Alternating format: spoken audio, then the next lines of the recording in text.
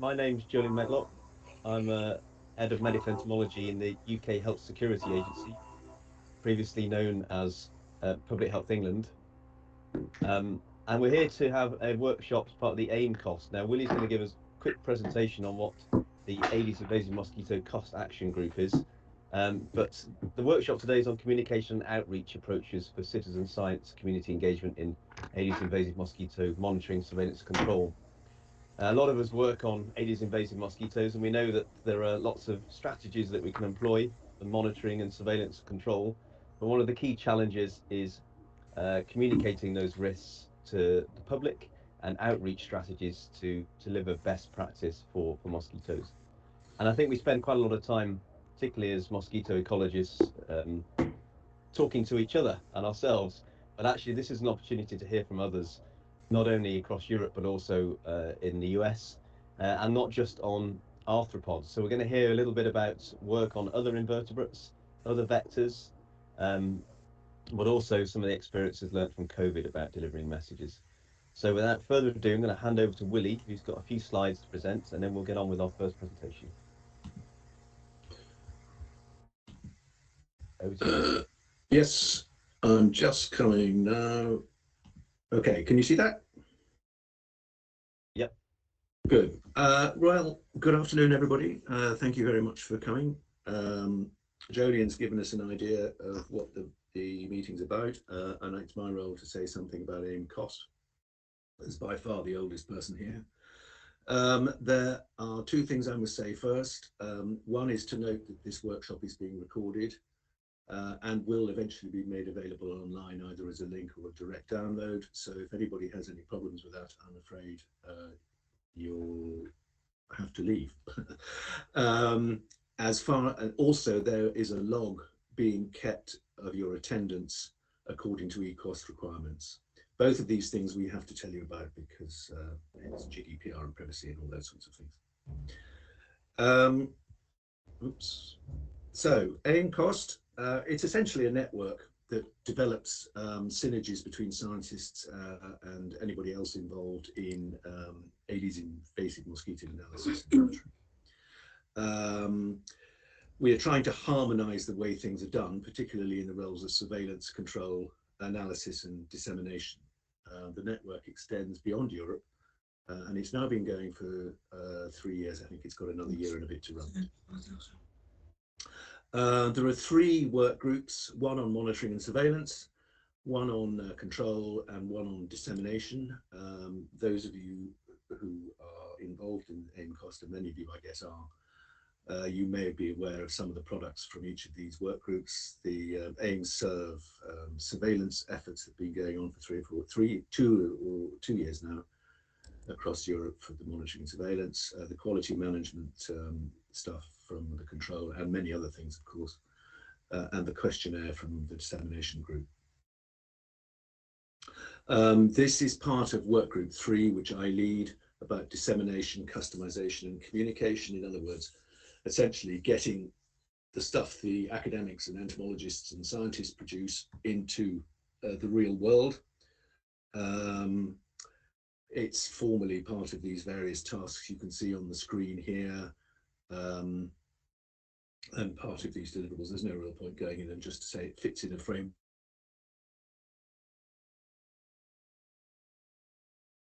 Part of those activities are to do with communication to people outside the network, and specifically, of course, to the public and citizen science groups. Hence, we end up with this workshop, which is something we planned from the start, particularly about how we establish contact with the community and citizen scientists, and covering monitoring, surveillance and control. That's it pretty much. The program's ahead of you. I think it's a very interesting one. It's very broad ranging, and thank you very much to all the speakers. You'll notice that we're talking about a range of things: communication in recording schemes, engaging the public, driving behavioural change, what COVID can teach us, because obviously there's a lot going on there in terms of communication that we can learn from.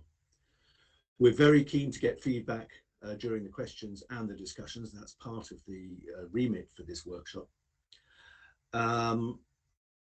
I would ask that the speakers provide a short abstract, because we're going to have to write a short report on this, and it would be best if we got it right rather than rely on our notes. So Jolyon will email you after the meeting. Thank you again to the speakers and to you all for attending, and I hope you enjoy the workshop. That's it. Thanks, Willy, for the introduction. So the first session, we've got 3 speakers, which Willy's helpfully removed from the screen. I can go right. back if you like. So the first session, we're going to look at invertebrates to begin with. So first of all, we thought it'd be quite good to hear from Helen Roy, who's head of the Biological Record Centre, the Centre for Ecology and Hydrology, and she's going to be talking about ladybirds. Unfortunately, Helen can't make it because she's in high demand, so she sends us a pre-recorded lecture. That will be for 20 minutes. Then we've got Kayleigh Hansford from the UK talking about tick surveillance and outreach. And then a presentation from Monique Spence in Miami talking about experiences from the US. So they'll run back to back, and then we'll have a 10-minute session for questions. So over to Alex, who's going to be able to share Helen's presentation. This is the only pre-recorded, everyone else is here, but obviously delighted that Helen could speak to us at least virtually. Okay, let me start the presentation, and if someone could tell me whether they can hear the sound, that would be useful.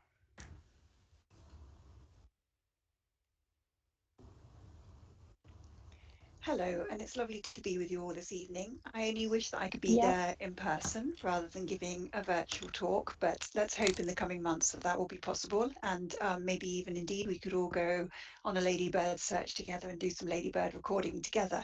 And this is what this talk is going to be all about. It's about unraveling the ecology of ladybirds together. So I'm Helen Roy, and I'm an ecologist at the UK Centre for Ecology and Hydrology, but also as a volunteer, I run the UK Ladybird Survey with Peter Brown, who's from Anglia Ruskin University.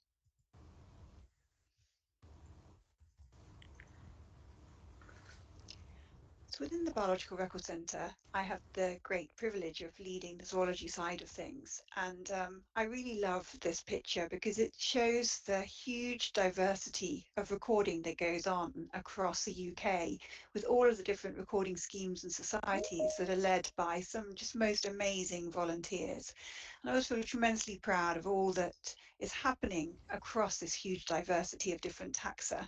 And the Ladybird Survey is just one of many recording schemes and societies. And many of us have aspirations to be mapping the species and to be producing atlases. And one of our latest atlases is the 3rd volume of a series for the water beetle atlases produced by Garth Foster.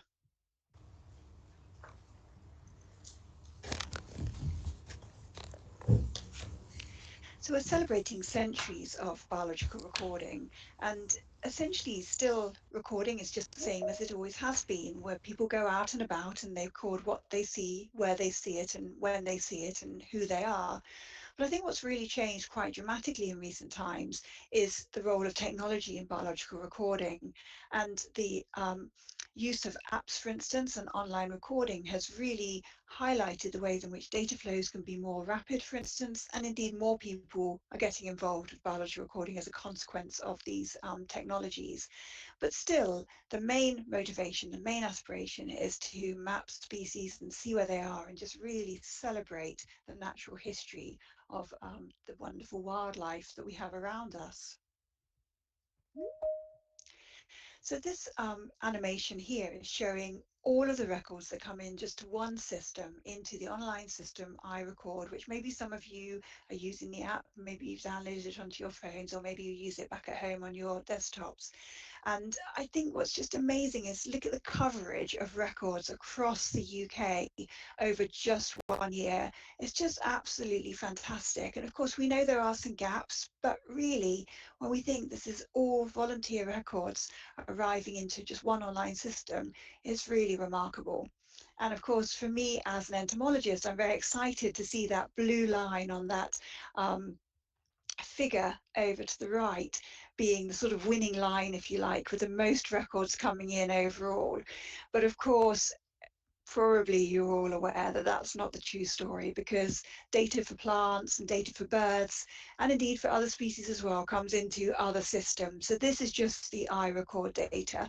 But nevertheless, it's cause for celebration to see quite the number of records coming in for such a variety of taxa and across such a fantastic spatial spread. So just looking at the ladybird records, we get nearly 20,000, sometimes more than that, on an annual basis. And we get records of all of the different species. There's 47 different species in the UK. And when we take a look at the number of records for each of the different species, actually year on year, since the arrival of the harlequin ladybird in 2004, it often has been the most frequently recorded, and indeed it still is the most frequently recorded in urban areas, for instance, in the south of England. However, in recent years, the seven-spot ladybird is also doing extremely well. And for this particular year, which was 2019, 35, almost 36% of the records were seven-spot ladybirds. But still, for a species that's only arrived in a relatively short space of time, the harlequin ladybird is doing very, very well. So we have a website for the UK Ladybird Survey, and this was set up back in 2005. And at the time, I was on sabbatical leave with Mike Maduris at Cambridge University, and he was leading what was called the Coccinellity Recording Scheme. And when the harlequin ladybird was first recorded in 2004, there seemed to be an opportunity to get more people involved in ladybird recording, and also to track the arrival and spread of this invasive non-native species into other places across the UK. And so Mike and I worked together with Trevor James from the National Biodiversity Network and Peter Brown to develop the online ladybird survey. And I feel very proud that it was one of the first wildlife surveys. And when I look back, and it was only 2005, it seems quite remarkable that we weren't doing more online, given how much we're doing online nowadays, and particularly in the recent months. But it's really exciting to think that that led to an increased accessibility to the ladybird survey, and indeed to mass participation with the ladybird survey. And going alongside that, though, it was really important to make sure we produced lots of resources that people could use and could look to help develop their skills in identification, for instance, but also in terms of their deeper understanding of the ecology of these ladybirds. And so it was exciting to produce these fold-out charts for the Field Study Council, and I'm a tremendous fan of all of their publications. They're just absolutely wonderful. We also produced the Ladybird Atlas. We updated the Ladybird Keys in the Naturalist Handbook. And very recently, we produced a field guide to ladybirds of Britain and Ireland. And we took the opportunity within that field guide to kind of make it a hybrid publication and include an atlas within it as well. So each of the species accounts has a map and has the distribution trends reported alongside it. And it was just such a pleasure working with the amazing artist Richard Lewington, and also with Peter Brown. And actually, whenever we met and whenever Richard would bring along some of his latest illustrations, I would just be absolutely speechless, which is quite rare for me, particularly when there's an opportunity to talk about ladybirds. But they're just absolutely stunning.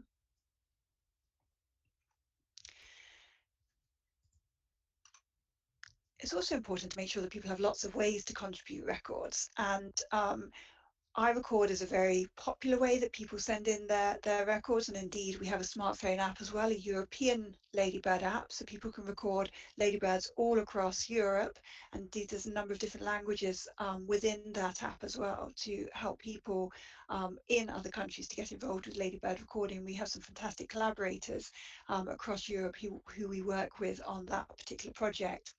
But still we get records coming through on the post, and people send in spreadsheets and emails, and it's really important to allow people to send in the records in any ways they wish to do so.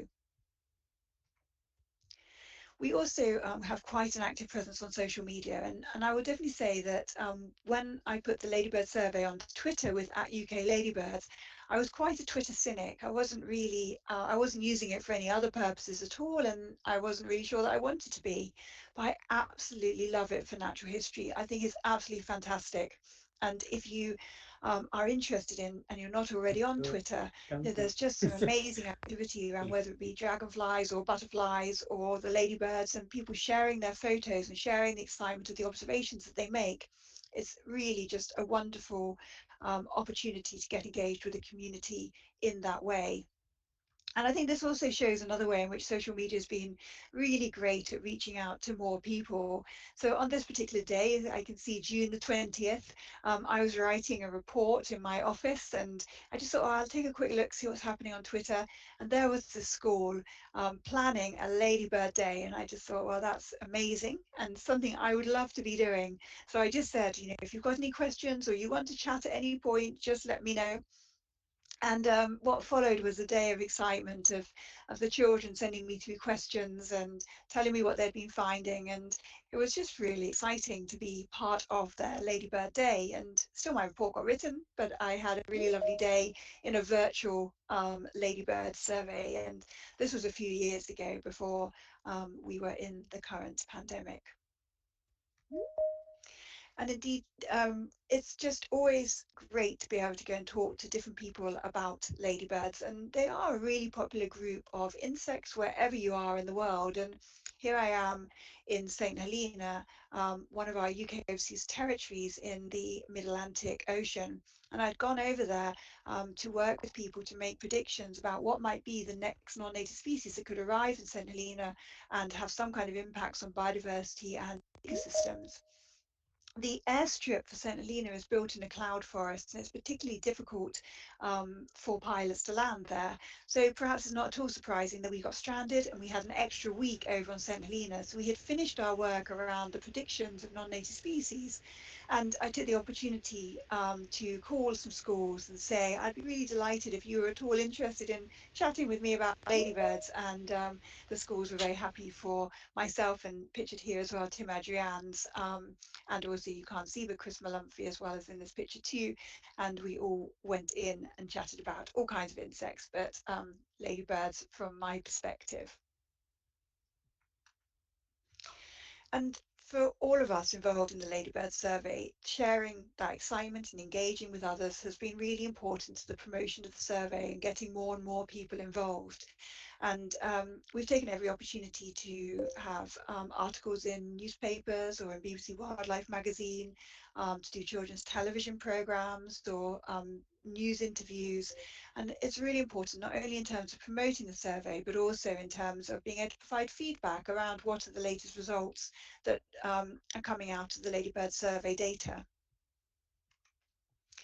Sometimes, of course, it can go a little awry with the media. And a few years ago, the tabloid newspapers got a hold of the story that ladybirds carry sexually transmitted diseases. And there was quite a furore within the press. And I was only too pleased to be contacted by Patrick Barkham, who just said to me, would you like to tell the story about these sexually transmitted diseases? I guess it's not every day you get such an offer. But I was only too delighted to chat with him and to talk about the fascinating life cycles of ladybirds and indeed the various parasites and pathogens that they carry. And indeed, of course, they do have some sexually transmitted diseases, and why wouldn't they? They're a very promiscuous group of beetles, and so these diseases take advantage of that. However, it was great to be able to dispel some of the myths that were appearing within the tabloid media. We've also had the opportunity to work a lot on, alongside some amazingly talented authors of children's books, such as Sonia Copeland-Bloom, who wrote The Adventures of Scarlet the Ladybird, and also with Julie Donaldson on her series of books around what the ladybird heard. And indeed, I was lucky enough to go along to the launch of What the Ladybird Heard and to give a short talk about ladybirds and about the habitats that feature in her book. And just another nice way to be able to get more people involved or aware of ladybirds and ladybird recording. And Pete Brown and I had talked for quite a while about producing top trump cards, but we weren't really sure about how to get the resources to do that. And then one Friday, the BBC called me and said, for our campaign, BBC Breathing Places would really like to have some ladybird top trump cards. Would you be happy to do that? I said, absolutely, I would, and Pete would as well. And so the only problem is we want all of the information by the following Monday. And I said, that won't be a problem at all. Pete and I have talked about it so many times. We already had started to construct a spreadsheet and think about the categories that we would include within those top trump cards. So indeed, we had a really enjoyable weekend producing the data to go into these cards. And indeed, we even had a chance to have them peer reviewed by some of our collaborators within the ladybird world. And more recently, of course, things have been very, very different through the pandemic. And when I first knew that we were all going to be home working, and that indeed it could be quite some time that we would be all home working, actually one of the things that I thought was that how will we continue to engage with others and to share what is possible through biological recording, even in these really difficult times. And already many people were talking about the well-being benefits of being out and recording, even if it could only be in someone's back garden, or indeed looking out from their window, on their windowsill, or indeed a balcony. And I was really delighted to be invited to be part of the FSC BioLink series and to do a couple of webinars around identifying ladybirds and also identifying ladybird larvae. And it was just incredible to see how many people signed up and the kind of questions that we were given, and then to follow up with many people who had further questions that they wanted to ask via email, and to see more people getting involved with biological recording through what's been a really, really tough time for so many people. So all of this work and all of the engagement and all of the many inspiring people who've been involved with the Ladybird survey has led to just this fantastic community. And when we've counted all of the names in our database, it seems we have more than 19,000 recorder names in the database. That's so many people who are out there recording ladybirds.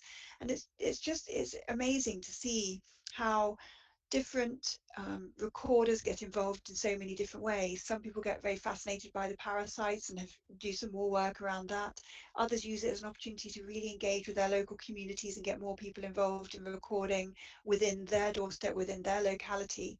And I just think it's inspiring. It's an inspiring and amazing community. And it's led to the fact that we now have this database with more than 200,000 records. And we can see over the time the records coming in, and what it's really apparent is that the online recording has really made a big difference. And we can see a huge surge in recording activity. And I think it isn't just the online recording though, it is also about the story to tell with the non-native species, the harlequin ladybird, that really got more people interested in ladybirds and interested in recording. And working with a PhD student, Charlie Uthwaite, who's now graduated and is a postdoctoral scientist, we calculated and looked at the summary of distribution trends over a 10-year time period, a 20-year time period. And what you can see on this table here, and we won't go through them line by line, you'll be very pleased to know, but are the species that are decreasing, and those in green that are increasing, and those in the pale grey that have stable populations. And perhaps it is quite alarming to see the number that are decreasing and only the small scattering that are actually showing an increase. But there are a lot that have these stable distributions. So when we look at the species in decline, they're very, very varied, from the teeny tiny little ladybirds such as Stasthoris punctillum, through to the larger, more charismatic ladybirds such as the larch ladybird Aphodecta obliterata, or the hieroglyphic ladybird Coccinella hieroglyphica, and even one that in my childhood was very common and widespread, the two-spot ladybird Adalia bipunctata. We're seeing really quite dramatic declines. We're only seeing an increase for very few species, and some of those species are new arrivals, not only the harlequin ladybird that's had a huge distribution increase, not surprisingly, with its very rapid spread, but also a couple of rhizobia species, Chrysomaloides and Lefante as well, that are new arrivals and are cropping up in quite a few different places now. excitingly, the orange ladybird, a mildew feeder, we've really seen its numbers and distribution surge over recent decades. It used to be thought to be an ancient woodland specialist, but it's now found in many different places. And this beautiful, exquisite mildew feeding ladybird is just a pleasure to see. I think the rhizobius are really interesting ones, and if you're interested in getting into the tiny ladybirds, they're a good place to start because they're not too tiny, and some of them are quite easy to identify, particularly, for example, Lefante with this really bright orangey head, the reddish head, and pronotum. Latura and Chrysomaloides are a little bit more difficult. You have to turn them over and look at this plate, the prosternal keel, but it's quite easy to get your eye in for those relatively quickly, and if anyone's interested, I'm very happy to provide more information. So I just thought we'd look at a few species in particular, maybe talk around some of the ID features, but also the distribution trends as well. So here's our very iconic ladybird, the 7-spot ladybird, and this one is showing a general distribution decline, even though I said actually in recent years we've seen an increase. And I think that does demonstrate, we do see fluctuations with insects, as you probably all aware, quite dramatically year on year. So teasing out these long-term trends can be quite tricky, but the robust trend that comes out from that sort of 20 years of data is a decline. And then in this picture as well, there's a little black ladybird, the pine ladybird, Exochemus quadripustulatus, with little red comma shapes just behind its shoulders. And that's one that's showing stable trends. I've already mentioned Adalia bipunctata, and I'm going to come back to it because it has quite a strong story to tell with the harlequin ladybird interactions, but a very dramatic decline over the last 20 years of 43%. There's lovely mildew feeding, Silabora, the 22-spot ladybird, again, a decline. The 14-spot ladybird, which you can identify, separate out from some of the other species, it can look a little bit like a 10-spot ladybird, but if you look at that marking behind the head, the pronotum marking, it has that sort of wiggly crown-like solid black structure, and that is what is characteristic of the 14-spot ladybird, and that's an aphid-feeding ladybird showing a very static, stable distribution trend. The water ladybird is one I really struggle to find, and it is showing a distribution decline, but I think I struggle to find it because I'm possibly just not looking in the patches where it's occurring in quite high numbers, because there are patches where people find it in really high numbers, but as much as I look in reed beds, it's very rare that I see it. And this is a lovely Stothoris punctillum that I've already mentioned, and it is a most adorable ladybird in my mind. If you were to draw a little dot in front of you, that would be Stothoris punctillum. If you were to put some little orange appendages on it, that would be an even more accurate picture of our tiniest ladybird. We only have 50 records of the species, but we can still calculate a trend, and unfortunately it's one of general decline. Then this is the species Cytisus arcuatus, and it's a species we have hardly any records for, so we're not able to calculate a distribution trend for it. But actually, if you're to take a look at some of your bycatches, if you do moth trapping or any other insect sampling, then maybe you might find Cytisus, and it would be wonderful to hear about your records. Then Scymnus interruptus is one that we're getting more and more records of, and I was really excited because I got the first county record for Oxfordshire. It was quite a while ago now, but I still celebrate it and tell everybody about it because that's what you do with the first county record, I believe, and it is my only county record. But there's lots of counties where it hasn't yet been found, and it could indeed be a county record for you sometime.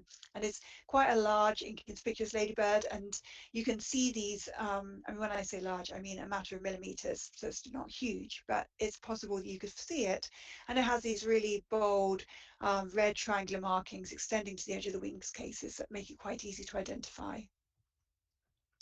So I just thought I'd finish and talk a little bit about the harlequin ladybird, and this animation here shows that data that came in from members of the public primarily over the years that we've been able to do so much with in terms of analysing patterns of spread and looking at the different colour patterns and all kinds of things. And it's spread at about 100 kilometres per year. And just incredible, the willingness of people to send in their sightings year on year. That means we have this incredible database. And one of the things that I was really interested in exploring was the the role of parasites and pathogens within the story, and to ask the question, has the harlequin ladybird escaped natural enemies by arriving in this new region where the parasites and pathogens may not be adapted to it? Whereas our native ladybirds do have quite a range, from that sort of little braconid wasp that's pictured, the cocoon in the very top slide, the phorid fly in the middle slide, and this lovely Lobobenialian fungus on the lower slide. And if you're able to take a look for this Lobobenialian fungi, I have a master student working with me at the moment, and he'd be delighted to hear from you. If you see any little orange fruiting bodies or yellowy fruiting bodies, it's often not quite as profuse as it is on this ladybird, but nevertheless it's quite easy to see. So let me know if you see that one. And indeed, we, working alongside a few citizen scientists, we took a look at field observations and saw that the prevalence of pathogens in Harmonia axyridis, the harlequin ladybird, was much lower than it is in native ladybirds such as Coccinessa punctata. So this does indeed suggest that the harlequin ladybird may have escaped its natural enemies. We're also able to, with this amazing data set that's been provided by volunteers, to look at what are the distribution trends in the presence and in the absence of the harlequin ladybird. And what we're able to see, and if you just, I won't go through all of these in detail, each panel's for one of 8 native species. And the black line shows the data from Britain and the red line is the data from Belgium. And what we can see from the British data is that 7 out of 8 of the ladybirds decline strongly correlated with the presence of the harlequin ladybird. The only one that doesn't is the 7-spot ladybird. All the others are adversely affected by the harlequin ladybird. In the case of the 2-spot ladybird, which showed that 44% distribution decline, it seems to be both a consequence of competition for the aphids, but also predation. The harlequin ladybird will eat the other ladybirds. And indeed, just to bring out that the orange ladybird, which I mentioned, has shown these remarkable increases in distribution. And it doesn't compete with the harlequin ladybird in any way, or the harlequin ladybird doesn't compete with it, because it's a mildew feeder and the harlequin is a predator. But the harlequin will eat the larvae and pupae of the orange ladybird. I just wanted to as well highlight the importance of global collaborations. That previous study I showed you was working with people in Belgium and Switzerland and also the Czech Republic. And this is working with some of our ladybird collaborators and friends from Chile. And Pete and I had the great opportunity to go and work with them for a few weeks in their summer to look at what they're doing with their ladybird survey, but also to take a transect up through the Andes to see how high do harlequin ladybirds go. And indeed, they go very high. And we got the highest record for a harlequin ladybird of 3,578 meters above sea level. And it was really beautiful up there. But what it shows is that the harlequin ladybird is very adaptable. And when it got really hot in the valley of the Andes, it was able to move up to higher altitudes to take advantage of the cooler settings. So that may seem a little bit frivolous in terms of just going to find the highest record of the harlequin ladybird, but actually we've been able to use some of what we've been doing with the harlequin ladybird for other non-native species and to launch citizen science for monitoring invasions much more broadly. And many of you would have heard the stories around Vespa velutina, the Asian hornet or the yellow-legged hornet, and we've been running a survey very similar to the harlequin ladybird survey for this particular species with an app and online recording and emails. And year on year, we're getting more and more and more records coming through of what people think are Asian hornets. Thankfully, the vast majority are other species, mostly European hornets, which of course are absolutely stunning, as is the Asian hornet, absolutely stunning. But because people have been so good at sending through their sightings, it's meant that all of the confirmed sightings, which has really only been a handful, they've all been eradicated year on year since 2016. But you might be thinking, well, that's a huge number of records to go through within this email system and the online system. And it is indeed, it's a lot of work. So what we've been thinking about is, can we use image analysis in any way? And again, ladybirds have come through as a model system. So we've been developing some methods with the various ladybird species to see if we can use image analysis. And indeed we can. We can see that by combining a whole variety of other traits and data around the records, such as habitat and information about the recorders, etc., we can get quite accurate identification. And so we're now trialing this with the Asian hornets as well. So just to conclude, I think this is amazing celebration of volunteer biological recording. I just find it genuinely utterly inspiring that year on year people provide these data sets, and they do so with enthusiasm and with a sense of community that is just absolutely incredible. And this goes such a long way in terms of contributing to biodiversity research and conservation. And we need that because there's such big questions to address at the moment, and we need these big data sets to do that. And also by getting people involved with biological recording and citizen science, it means that they can be more informed and more involved in decision making than would otherwise be the case.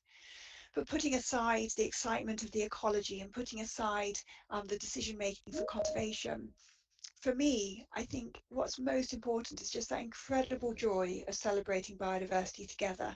And I think more than anything over the last year, we've seen that. We've seen how biological recording and wildlife observations can really help lift people's spirits and can really help us in these really difficult times.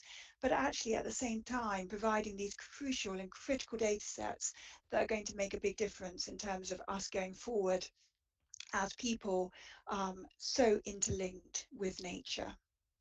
So I want to just thank all of the amazing volunteer ladybird recorders. They really are incredibly inspiring, and indeed recorders of other things as well are incredibly inspiring.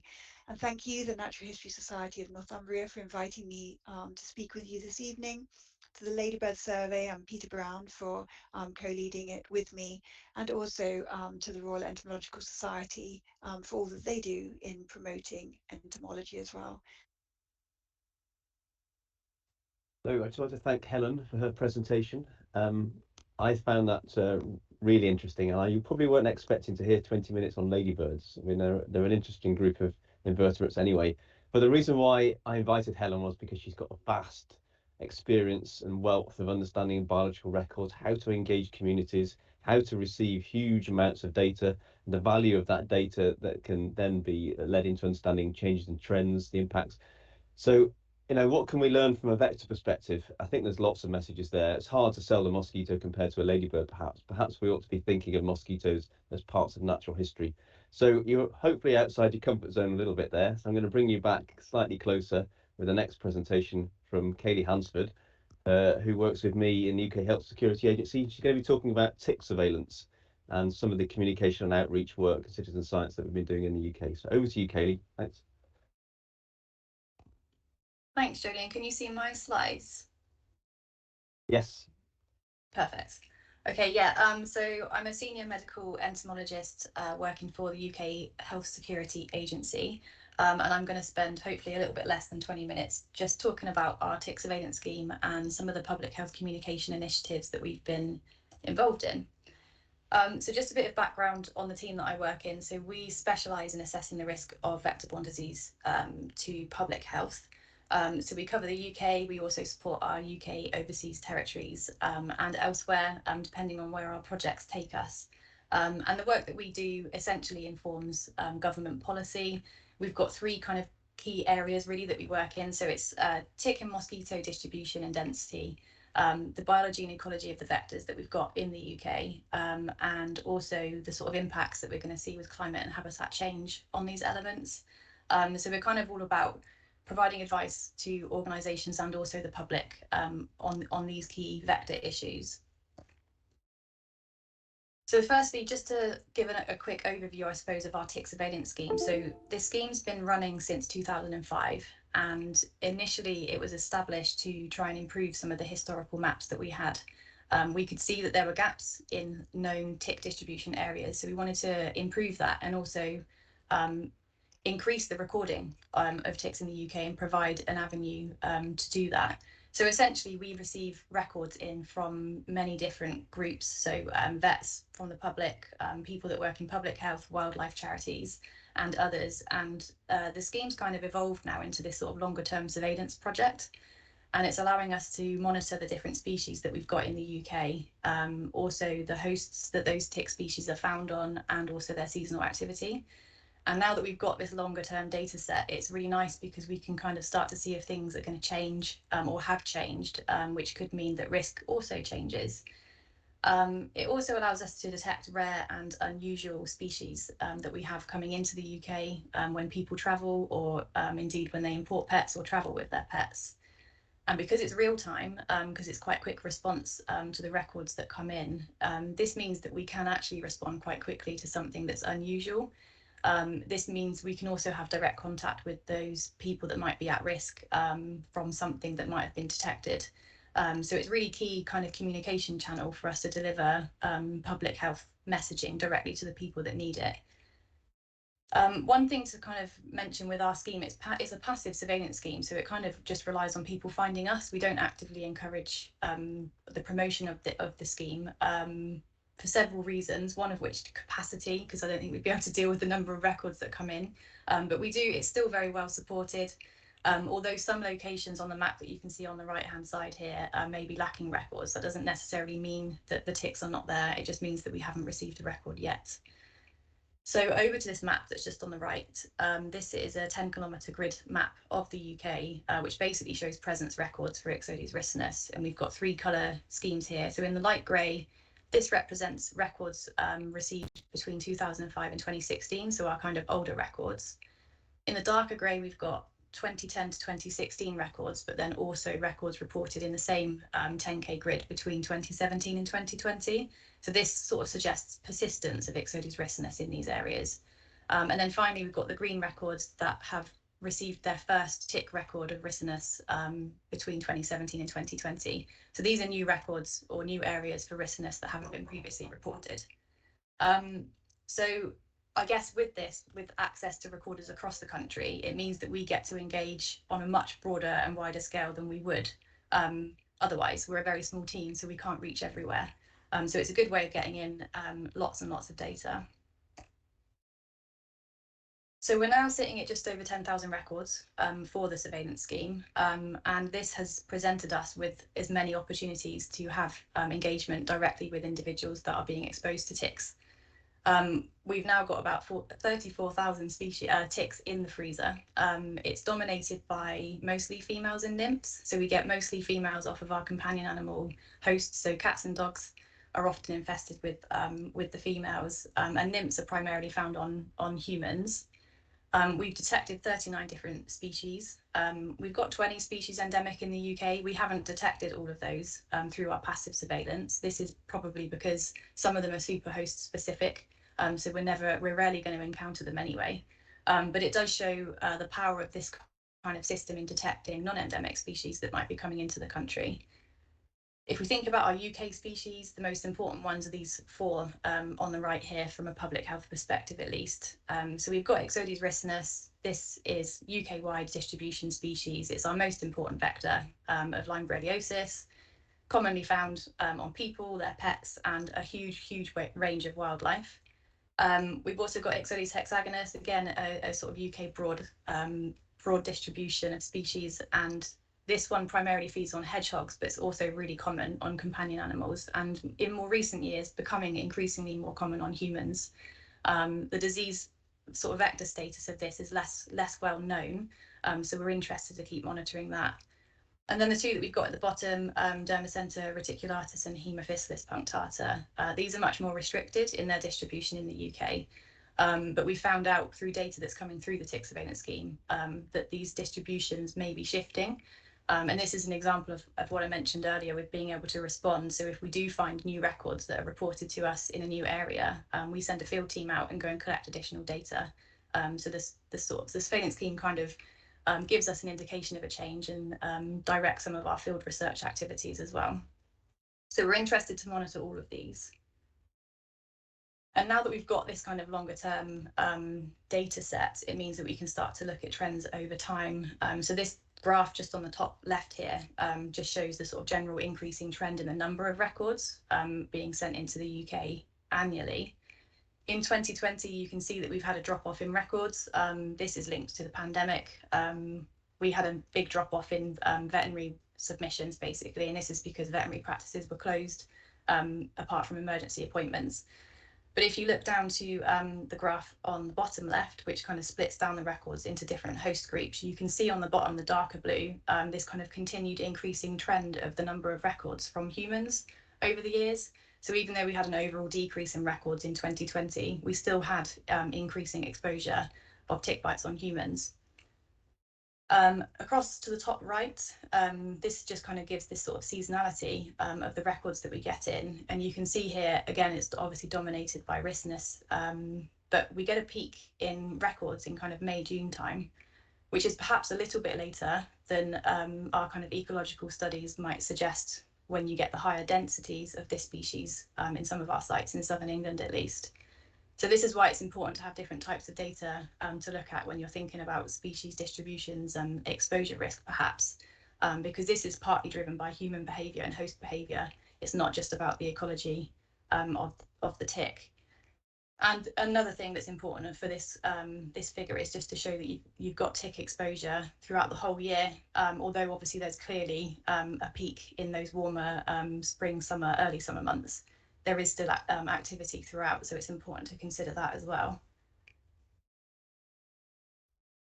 And then finally, for this sort of tick surveillance scheme, you know, the things that you can do with the data. We're starting to look at changes in distribution and potential expansion for Ixodes ricynus in the UK. And what we've done here is split the data set into 3 time periods, and then split the UK into NUTS 1 areas, and then split it again into 20-kilometre grids. So each grid gets a dot if it's had a record of ricynus within it during that time period. And what we've done is basically compared the proportion of grids within each NUTS 1 and how that changes over time to try and infer expansion or change in distribution. And what we can see over this broad time period is about a year-on-year increase of around 3% of records, and the changes in that vary by region. But this just gives an example of the sort of thing that you can do with the data that we're getting in. And then we can start thinking about why these things might be happening. So perhaps it's increasing woodland cover that's being highly promoted in the UK and elsewhere. Massive change in distribution of different deer species in the UK could also be driving these changes that we might be seeing. But we also need to remember about the human factor again. So we've got population number increases that could help increase the number of human tick interactions.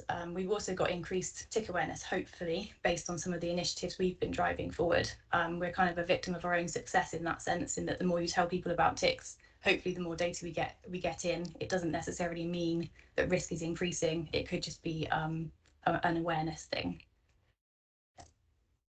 In terms of how we try and run the scheme to kind of keep people engaged and keep data coming in, is making it easy for people to actually access the scheme. So we're hosted on the government website. People can access the recording form from there. They can print it out. We keep the form and the questions that we're asking people short and simple. It's really tempting to put lots of questions in and ask lots and lots of data, but we've tried to keep it quite succinct so that we're not taking up any more of people's time than is necessary. They then pop this form in the post.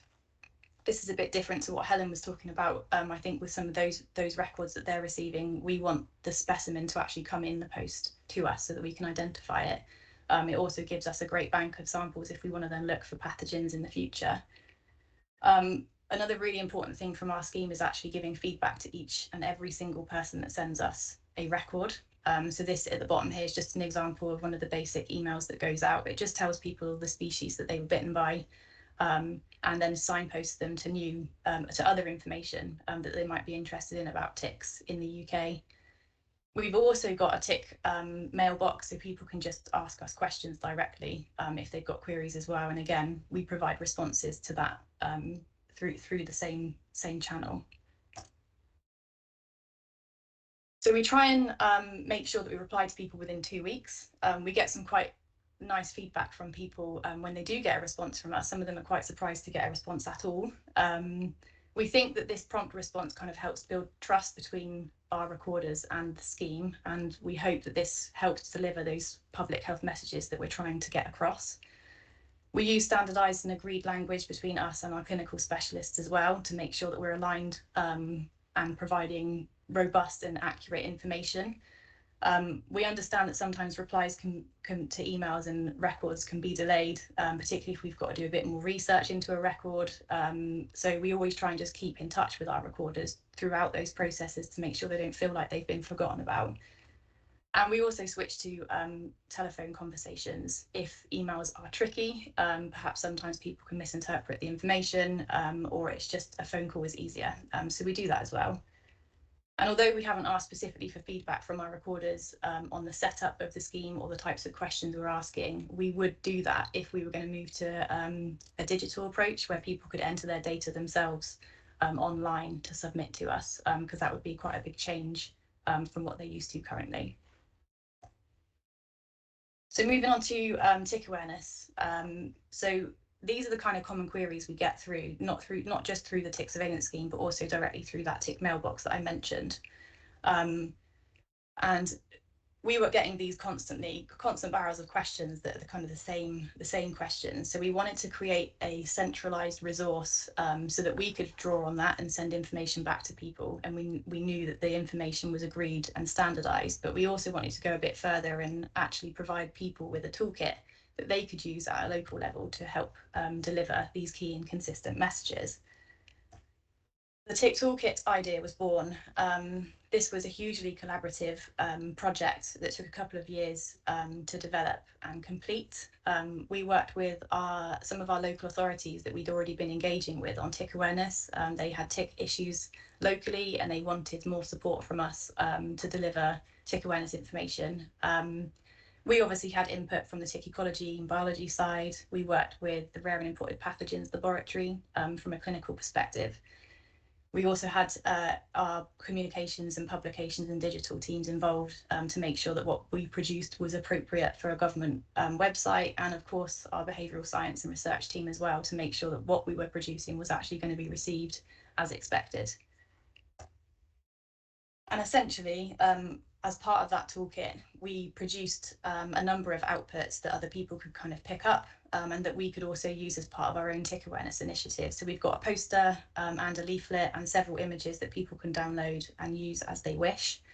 When we look at the stats on the downloads of these materials, it's interesting that the leaflet's actually more popular. This kind of maybe suggests that people actually want more information. But it's not always appropriate to have a leaflet. Sometimes you want to actually display a poster somewhere. So it's good to have different options for when you're doing this kind of thing. In terms of the structure of the toolkit, it's split into quite clear sections. So we've got a whole section on ticks and background biology and ecology, you know, where you find ticks, tick life cycle, when they're active, how you can avoid ticks and how you can remove ticks safely. And then obviously a whole section on Lyme disease. So what is Lyme disease? How is it treated? How is it transmitted? How can you acquire it? How can it be treated? And these are all subject matters that were kind of guided by the local authority that we were working with. So those sort of local stakeholder groups. And then we've got a whole section on how to actually raise awareness. So we wanted to base all of this around kind of the key tick awareness messages, really, to make sure that people knew what ticks are and what they look like, where they might be exposed to ticks, how to look out for ticks when you're actually out and about, how to carry out those tick checks and remove ticks safely. So empowering people to be able to actually protect themselves from ticks. And then importantly, how to spot any disease symptoms and seek healthcare promptly. So we really pushed these kind of key agreed messages. And again, this was agreed between all of those individuals or groups from the beginning.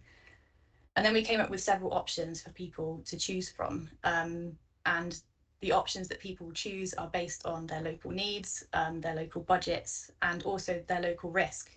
Risks from ticks are different in different areas.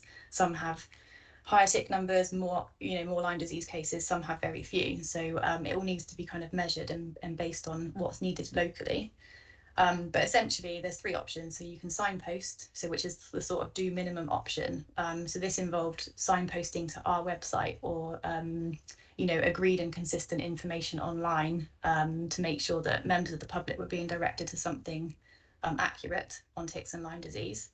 The second option was about co-branding and developing materials together. So this was materials where they could add their logo to documents that had our logo on, and then use those to deliver information locally. And then the third option was full-on campaign work. So this was engaging with social media outlets and also doing outreach events, so where people would actually be in the community delivering the sorts of information that we provided in the toolkit. We also emphasised as part of this the need for anyone using the toolkit to engage with their local stakeholders and stakeholder groups, so people who might be exposed to ticks or people who might be responsible for health of others using their locations. Timing events to make sure that you kind of do this at a time when ticks are actually active. If you do it in that time period that I showed earlier on the graph, perhaps May, June time, you could have a big impact on public health if you're increasing awareness of ticks at that time of year. And then also importantly, evaluating any of these outreach events to make sure that what you intended actually happened, and to see if you've got any feedback from the public to improve future campaigns. So now just the last few slides here, just some examples of this sort of signposting and co-branding that was picked up by various local authorities. They used different images that we had shared, the text they sort of lifted and put into their own templates. They co-branded with us and pushed out this information locally. Quite a lot of people also use social media, again, picking up those images. We also had a list of tweets that people could actually use within that toolkit. And that was quite successful. And again, this was done at a time of year that they felt was suitable for tick risk in their area. And then some went that step further and did full-on campaign work in their area. So they engaged with GPs and pharmacies, so asked them to put posters up and give out leaflets. They engaged with their local walking or running groups. They did radio interviews, magazine articles. The list was endless, and also developed and decided by them. But they were able to just pick up all the information in the toolkit because they knew that it was accurate and trusted, and they were able to go and deliver it how best they saw fit. Really. Hugely collaborative project. These I'm not going to go through all these, but these are all the different individuals that have worked on the toolkit at some point in time. So it's been a really successful project, and it's still going now. I think we published it in 2018. I think it's been a while, but yeah, it's been good, and it's still being used. It's still being used now. So just to summarise, the tick surveillance scheme and those types of schemes really do provide a huge wealth of information. We know so much about ticks across the UK now that we've had that scheme running for so long. It also provides us with a great opportunity to engage at the local level with lots of different individuals that might be experiencing very different tick issues, and we get to hear about them. Feedback is really, really key. We try to engage with every single reporter to make sure that they've got information and access to the data that they're sending. There's a range of options for engaging with stakeholders or the public on tick awareness. People just need to work out what's best for them locally, really. And yeah, I think that's about it. I think I'll stop there. I've got 10 seconds according to my timer. So yeah, thanks very much. Thanks, Kayleigh. That was a lovely presentation, and I think it's nice to hear about a different vector species. And I think there's lots of messages, having lived the life of the tick surveillance scheme so far. I think we've gone from providing no information at the government level to providing as much as we possibly can. So anyway, we move on to mosquitoes now, and not quite close to home. We're going to move to Monique Spence, who's going to tell us some experiences of mosquitoes in Miami. Over to you, Monique. Yes. Good morning, everyone. Hope everyone is well. Just bring up my presentation here. Thanks for getting up so early this morning. And oh, no worries. Can everyone see my screen? Okay. So not yet, Monique. I can't see it. Can other people see it? Can you all see it now? No. Yeah, that.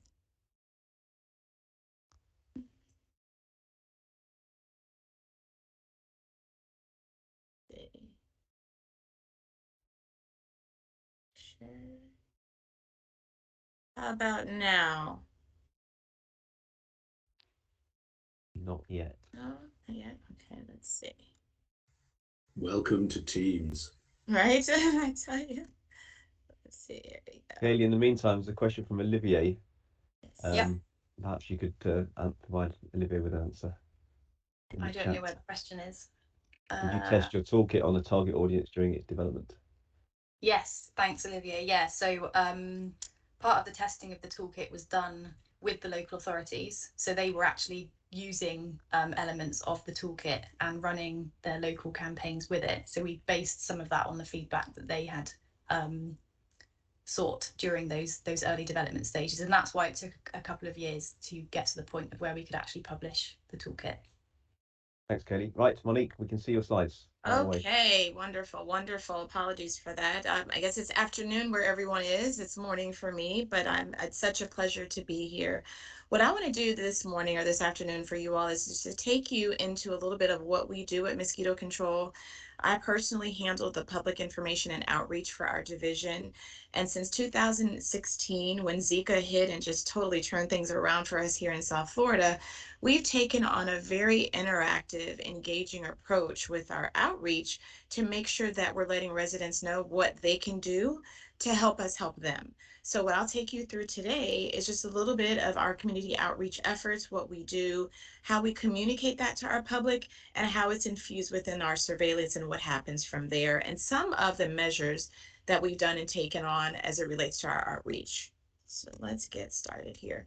So something that we do communicate here, particularly in South Florida, mosquito season has changed tremendously, right, over the last couple of years, basically since all of the rainfall and all of the activity, and basically as a preemptor from Zika.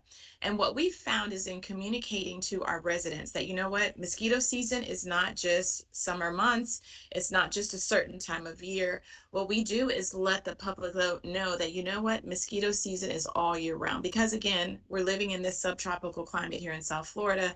And granted, it may get a little cool during some months, but because of our mosquito population here and what we've come across, we'd like to communicate and let our residents know that mosquito season is all year round. This helps them to be prepared and to never let their guards down so that they know what they can do throughout the year to try to keep mosquitoes at bay. And of course, in communicating that, right, we let our residents know that mosquitoes, annoyances, and they have been an annoyance for a while, but some of the reasons why they are an annoyance and some of the things that they can do are related to some of the mosquito-borne illnesses.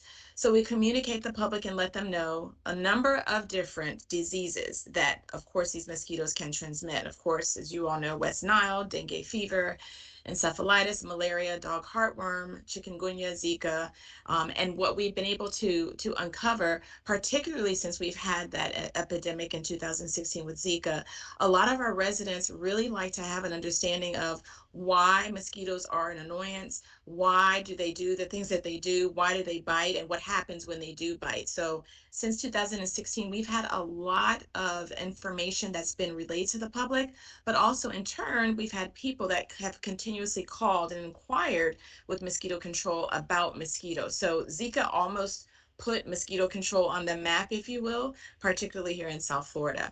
So what we do is we like to let our residents know more about mosquito control and what it is that we do. And of course, people don't know that we've been around since 1935, right? Again, because of 2016 and Zika was put Miami-Dade County on the map. And what's ended up happening is instead of us really having to be the ones to go out and do our surveillance and our inspections and things of that nature, we have the community calling us and asking us, can you come out, more about mosquito control? Can you come visit our school? Can you come talk to our organization? So it's Zika has actually put mosquito control on the map here in South Florida. So we let people know what we do. We have the proactive surveillance and monitoring all year round, targeted wide and area wide treatment activities. And again, we do this all throughout the year. There for them throughout the year, it gives them some comfort in knowing that, they have a mosquito control entity that's really there for the community. And of course, some of the things that we do and we let them know, a targeted inspection, the larvicide, adulticide application in response to service requests. And that's something that has taken on a huge effort. What we have is a 311 call-in number where residents at any given time can call this phone number. They just call 311. They get a representative on the other end. And it might be, sound something as in, we have an annoyance of mosquitoes. We don't know where they're coming from. We're getting bit. And what ends up happening within a 24-hour time frame, we've gotten so good, and I'm so proud of our team at Mosquito Control. Within a 24-hour time frame, we have our inspectors going out to the residents' homes. We find out where the source of breeding may occur. And again, a lot of our residents don't know what they don't know. We have a huge influx of bromeliad plants here in South Florida, which of course causes for a lot of breeding. And because of these nice ornamental plants, very low to maintain, a lot of our residents here have them, but what they don't know is that they offer a great source of breeding. So just as a part of our mosquito control program, we go out to the residents' homes, we inspect the homes, find out where that source of breeding is occurring. It might be their neighbor's house next door, but we do a point check and we make sure that we get to that source of breeding and treat whatever it is that we can. And we let our residents know what it is that we're doing at all points so that they have that comfort in ensuring that we're doing what we can. So of course we have the larvicide granules that we'll put out. We drain any standing water that we might see around the residents' homes. And of course we have the leave behind information, and that's the door hangers, the brochures. And what we'd like to do is to let the residents know that we've actually been to their place and what we've been able to uncover. And of course, something that we take pride in, particularly with Miami-Dade County, is our outreach activities. I know that we're all doing that, throughout our different divisions. But one thing that we take pride in here is with our outreach, we've gone to schools, we've gone to churches, we've gone to synagogues, we've gone to homeowners association meetings. And what we've been able to uncover is basically turning the tide, where instead of our inspectors, once they're out in the community, the residents wondering, who you are and, what you're doing, our residents now welcome our inspectors. They want them there. They enjoy having them around their residents. So it's really changed over the last couple of years, the credibility and the validity of our outreach activities. And what we found is, again, even with our partnerships. So we have partnerships with the schools here in the South Florida area. So we are part of their curriculums in a lot of the K-8 programs and their STEM science related activities. And what we've been able to do is to basically educate and make an awareness effort for the students, because what ends up happening, the kids, they will go home, they'll tell their parents, their grandparents, you have a standing water, in a pet bowl outside, mom, dad, you need to turn the bowl over and drain any standing water. And I'll get into that a little bit about our actual outreach themes. But what we have found is that the outreach activities keep mosquito control on the cusp of everything that's going on. So again, it might be something as simple as somebody calling our 311 hotline and talking about a problem that they may be having. And then also too, as a part of that effort, once we do go out, we leave the information so that they have an understanding of what we've been able to uncover. And it's, like I said, change the tide of how mosquito control is looked here in South Florida, where again, our inspectors are welcomed. We have a number of different traps throughout the county. And what ends up happening is we go out, we're monitoring these traps. We're trying to find out, what type of mosquito species might be in these traps, so we can do that study and have the data to understand what it is that we need to be doing overall. So again, our outreach activities have ranged, and they have really catapulted into a different direction where it really streamlines a lot of what we do at Mosquito Control. In fact, we're getting ready and we're in preparations now to have our annual press conference with our mayor. And what ends up happening with that, she will go and talk about mosquito control and what we're doing. And we basically do a call to action for the residents so that they have an understanding, mosquito season is all year round, but April is a heavier time because of the rainfall activity we have here in South Florida. But with this press conference, we have media there.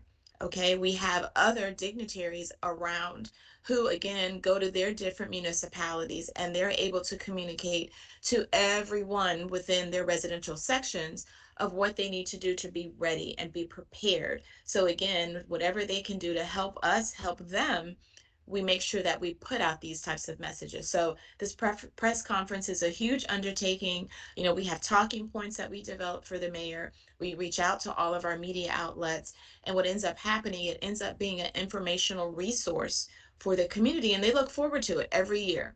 So we have a theme behind it, and what ends up happening, the residents have a better understanding of what they can do at home. And I'll get into that and show you a little bit about what that messaging entails.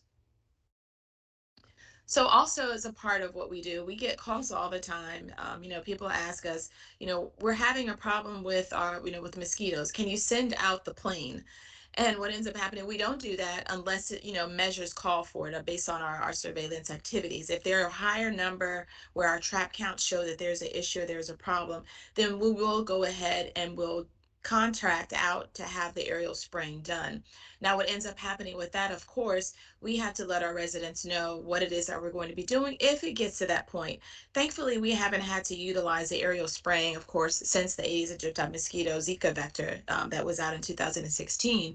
But as a part of that, what we do, again, we have to educate and inform the community. So what we do for that, as we did with Zika, have a press conference again, let the residents know where we're going to be doing this application spraying, and then also letting them know between the hours that we might be around certain areas or certain populations. So we like to make sure that our residents are always aware of anything that we're doing, whether it's the larviciding, the adulticiding, and that way they have an understanding of where we might be.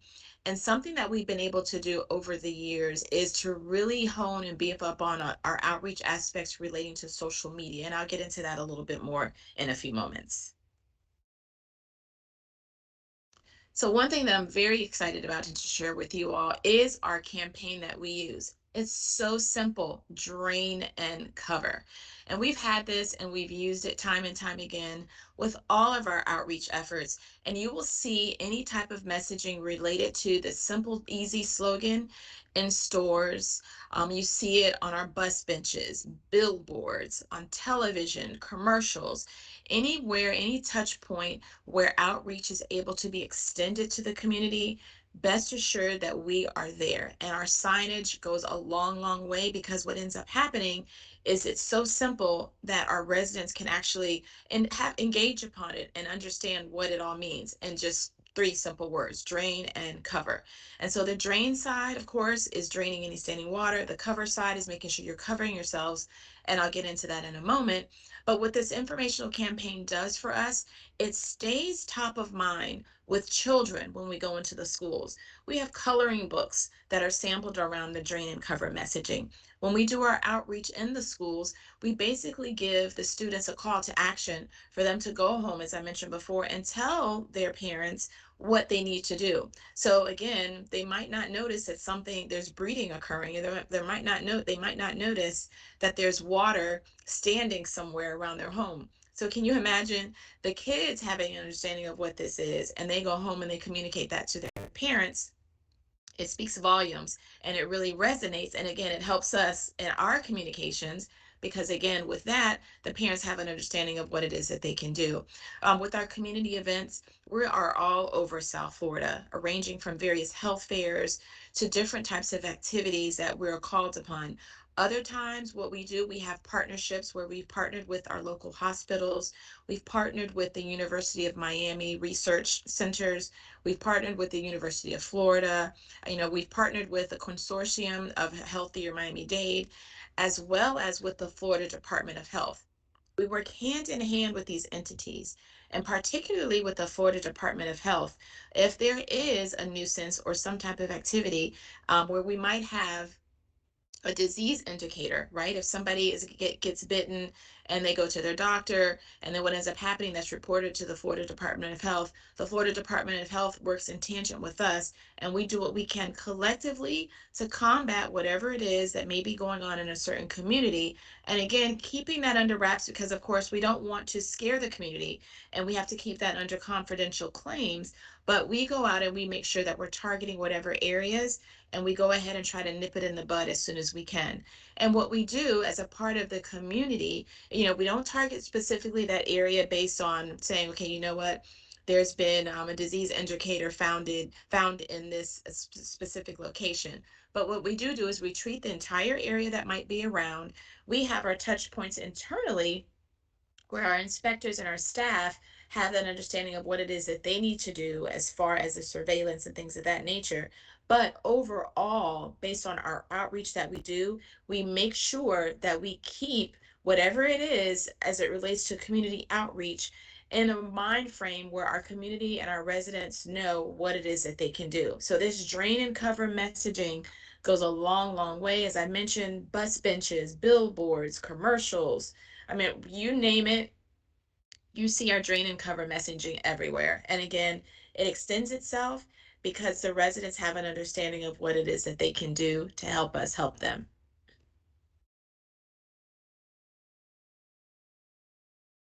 And of course, I talked about the draining any standing water. So what we do as a part of our outreach efforts, you'll notice that little blue picture up there, that's actually a kiddie pool. And what we found is that residents don't understand that when it rains, water accumulates in different places. So here in this kiddie pool, although this kiddie pool is turned over, if it rains, guess what? The pool of water is actually just going to sit. People might not know that they need to be on the lookout for certain situations like that. So we communicate these things and we show the community what it is that they can actually do at home. So we tell people, standing water can be found in a number of different places. So this kiddie pool, although you turn it over and you're trying to drain the water, it does not happen all the time because of rain. So again, these are just some of the pictures that we utilize in our outreach. The potted plant here, something that's small. We let residents know, although it might be small, breeding can actually occur in something like that, as well as bird baths and these ornamental fountains. Of course, here in South Florida, we have a lot of residents that have these fountains in their residence. And what ends up happening, if it's not working properly and it rains, guess what happens? Breeding occurs. So we again let the residents know what it is that they can do to try to keep the mosquito breeding at bay. And of course, everybody here in South Florida pretty much has a pool. If they're not maintaining the pool's chemistry, then of course breeding can occur in something like that. So we let our residents know different situations where standing water might be in an abundance and what it is that they can do to try to keep those mosquitoes from breeding. So that's all a part of our drain aspect. And as far as cover, we tell our residents, again, everybody loves to be outdoors here in South Florida. Wear long sleeve shirts and pants while outdoors, especially during the hours of dawn and dusk, and apply mosquito repellent. Of course, there's an abundance of mosquito repellents that are out there, but what we tell people are the ones that have really been approved by the Centers for Disease Control and the EPA, an Environmental Protection Agency. Those that contain DEET, of course, we have a lot of our natural enthusiasts, and so they ask a lot of times in our outreach, well, what is it that we can use if we don't want to use DEET or anything like that? What are some things that are natural that we can use? And so we tell them the oil of lemon eucalyptus. And of course, what we do, we tell them if they do use that, they have to continue to apply that a little bit on a longer time frame so that it's working. And of course, IR 3535, which is found in an Avon product, Skin So Soft. So we have something for everybody that we like to communicate. But again, because of the South Florida weather, a lot of our residents like to have their windows open, but we have to let people know as long as they're covering their windows and their doors with screens, then they should be okay, but to make sure that they do what it is that they have to do. So that's just a part of our cover aspect for our drain and cover campaign. A couple of other things too that I do want to touch on, our outreach effort. We have been able to, with our social media, uncover a lot of information that's out there. So what we do is we make sure that we have touch points with our social media audience, as well as our, our audience that might be at home. And our 305 mosquito is across all of our channels for social media. So you can find anything as it relates to mosquito control and what's going on 305 mosquito, Twitter, Instagram, Facebook. And what we let people know also is whenever we're doing our application and we're out in the community, that they can find us and where we are and track us at 305 mosquito. So that has come a long way as far as our outreach is concerned. Our 305 mosquito, as well as our 311 aspect, where people can call and find out how they can get us to come out and target and do specific project applications for their residences. So again, our outreach component has grown tremendously. We have a staff that is really out there in the community engaging and making sure our community has an understanding of what it is that they can do to help us help them. And it's been very, very successful. So thank you for your time. Thank you, Monique. Everyone's clapping. Thank you very much. That was really interesting. Sure. Feedback on my. Okay, we're over to questions now. Any questions in the chat for either Monique or Kayleigh? Filiz, do you want to? Just before we come to those, Monique, I think the few things that's really struck with me was the education of the next generation. I think if we don't provide education to youngsters, and without scaring them, get them to think about how they can manage mosquitoes, to not only inform their parents, but have the next generation moving through, with those health protection measures. The other thing is about resources. I mean, I think you've delivered a presentation on a real, great system of drain and cover. But in countries that have limited resources, do you see good compliance amongst the community in sort of taking the responsibility on themselves, rather than seeing local authority or local municipalities as the go-to every time they have a mosquito problem? Yes, a great question. And believe it or not, we do. All of our touch points, again, we do have our authorities who are part of what we do.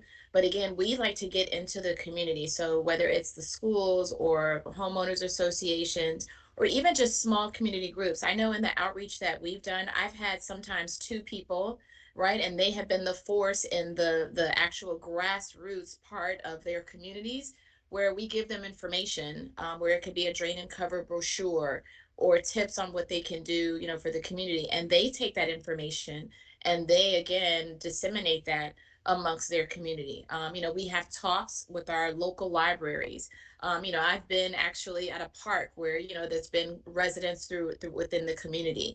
And various organizations as well call on us to come and talk to, again, like I said, I've had 2 people and I've had hundreds of people. So it just depends. But every touch point of the community, we're able to go in and provide that outreach, no matter where. We like to meet people where they are. Great, thanks. Filiz, were there any questions that we could pick out for Kayleigh? Yes. There's quite a few coming now. For Kayleigh and for for Monique as well. But I'm not sure if we had questions before for. I know, I it's not think we dealt important with because those. Helen's not around anymore. Okay, so Mary says a question for Kayleigh. She thanks for your presentation, and she says, in Belgium we have a digital citizen platform to inform tick bites on human. How do you know for sure that the increase of tick reports and expansion on the map is an actual increase or expansion? Maybe it's a bigger interest to report among people, or a combination of an increased interest in an actual expansion. Is there some sort of active surveillance to support the findings from the reporting system? Thanks, Marie. Yeah, that's a good question. So I agree with you. We don't know if the possible expansion on the map is genuine or if it's increased awareness or engagement. So yeah, we just don't know. We are working with local partners at our national parks and AONBs to kind of monitor tick densities over a longer time period. We're actually also testing field collected ticks from a number of sites across the UK to try and monitor changes there. But in terms of expansion, to test whether or not something was there previously that is now there, we haven't got field sites specifically looking at that. But it would be a good way to answer that question. Thank you. We have another question from Mega. Do you want to? Probably time for one more, Filiz, before we move on. Okay, so a question for both. Both of you mentioned feedback to citizens a key issue, but what is their view on that in terms of resources, the cost and effort, in particular when answering machines are taking place in many institutions? Do you want to take that one, Monique? Sure. So I know, like for us, with the 311, that's been very, very successful for us. But if in fact, you're talking about resources and calling and getting these answering machines and things of that nature, because we have so many touch points, as I mentioned, you'll see our drain and cover messaging on television, billboards, it's just an encapsulation of being everywhere. In what ends up happening, people are drawn into that drain and cover messaging, and they're always looking for, well, where can I find information?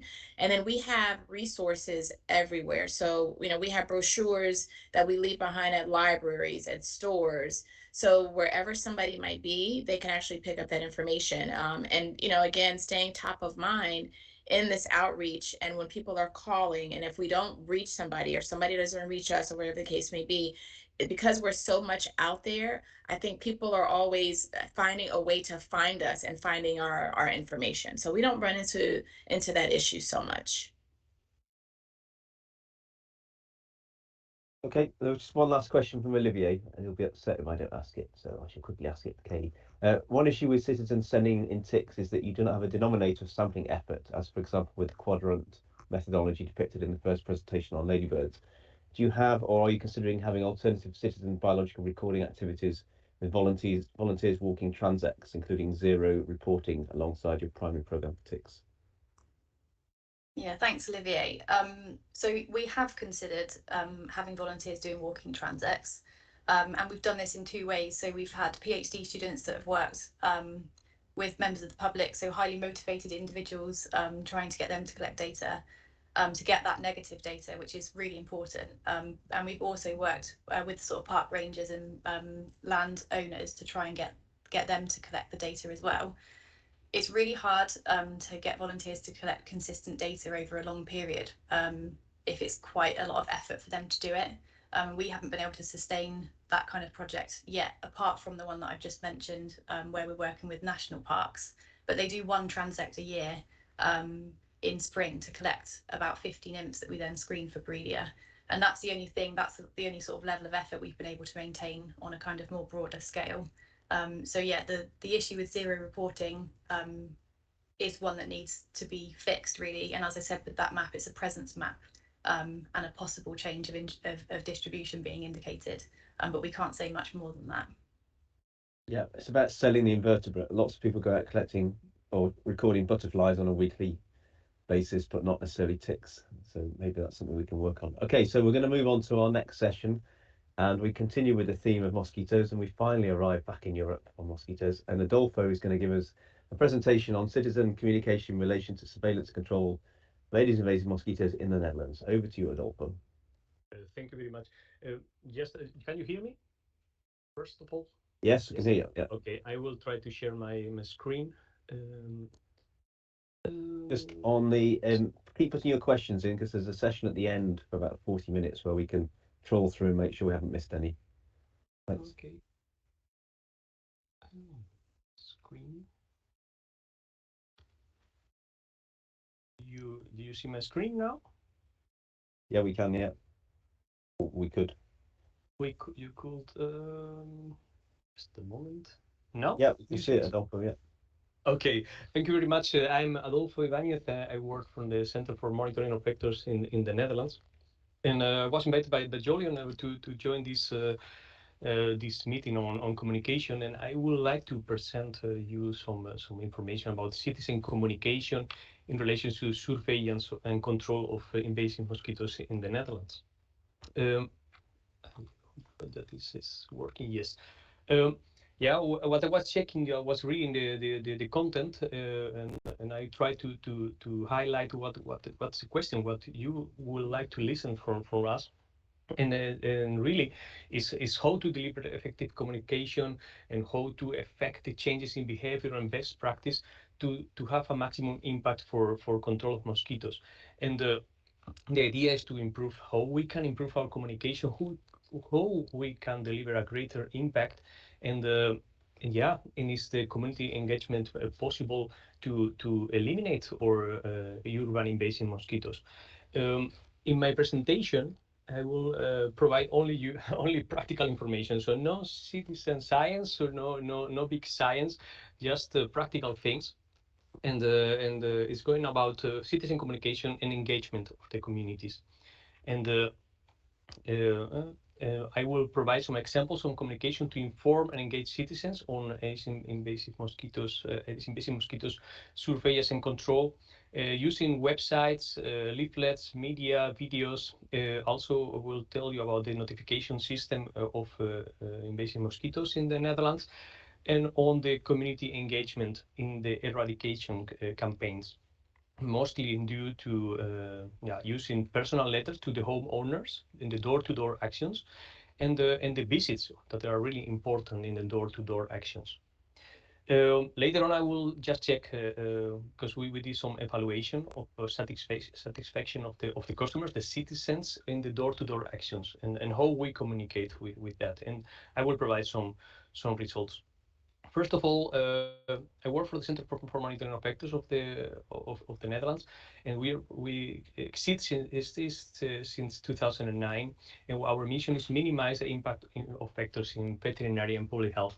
So we have quite a lot of activities, like setup of surveys, the coordinations of the active surveillance. We identify the introduction of invasive vector species. We also do the diagnostics, not only from the mosquitoes or the vectors that they arrive in the laboratory, but also in the images or the photographs the people send. So we have quite a lot of activities, including also the risk communication and advice and support to the policymakers. Our team at the moment there are 8 persons in the, let's say, in the laboratory and the planning, but we also come with a lot of inspectors, something like 20, 30 inspectors that are doing the field work. So people can people can find us via the site. We have a website from the MVWA, that is the Dutch institution where we belong from the ministry, and this website, people can find quite a lot of things about information on vectors, including the role of us, some information about the invasive species. Also, they can find a notification system for those invasive species. They can have an advice for soil reduction, for breeding site reduction for the homeowners. They can receive advice for travelers by road, for example, and they can know and the last findings of Aedes invasive mosquitoes in the current surveillance that we do. And also they can see the news and documents related to surveillance and control. So all this information is open and is public. So everyone can check this information and can see what for information we provide as a government.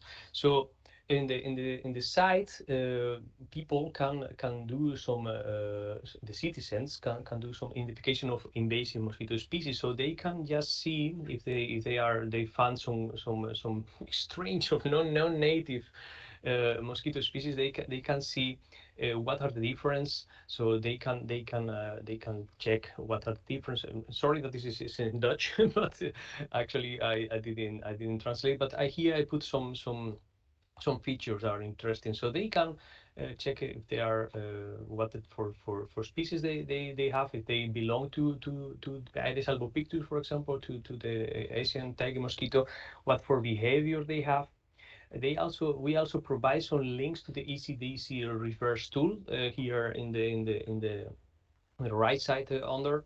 So they can also check, if those mosquitoes that they have found, they belong to the invasive ones or they are native. And also, using the site, they can go to some kind of link to the notification system where people can say, okay, I have here a tiger mosquito, I recognize it, and I want to share this with the government, with the authority, with the service that is going to have some response or to do some response. Important is that we also don't have it's a passive approach. It says also no advertisement, it's a no media campaign in place. So, but people knows the role of our institution, and also they can find all the links to notify a tiger mosquito. They are also provided also in the Public Health Institute, so they have a link that to our service. So if the citizens they want to notify a tiger mosquito, they can find us through different ways. So people just send, they see a tiger mosquito, and they can also use not only the computer or website, but also they can use a mobile phone. They can indicate all the data.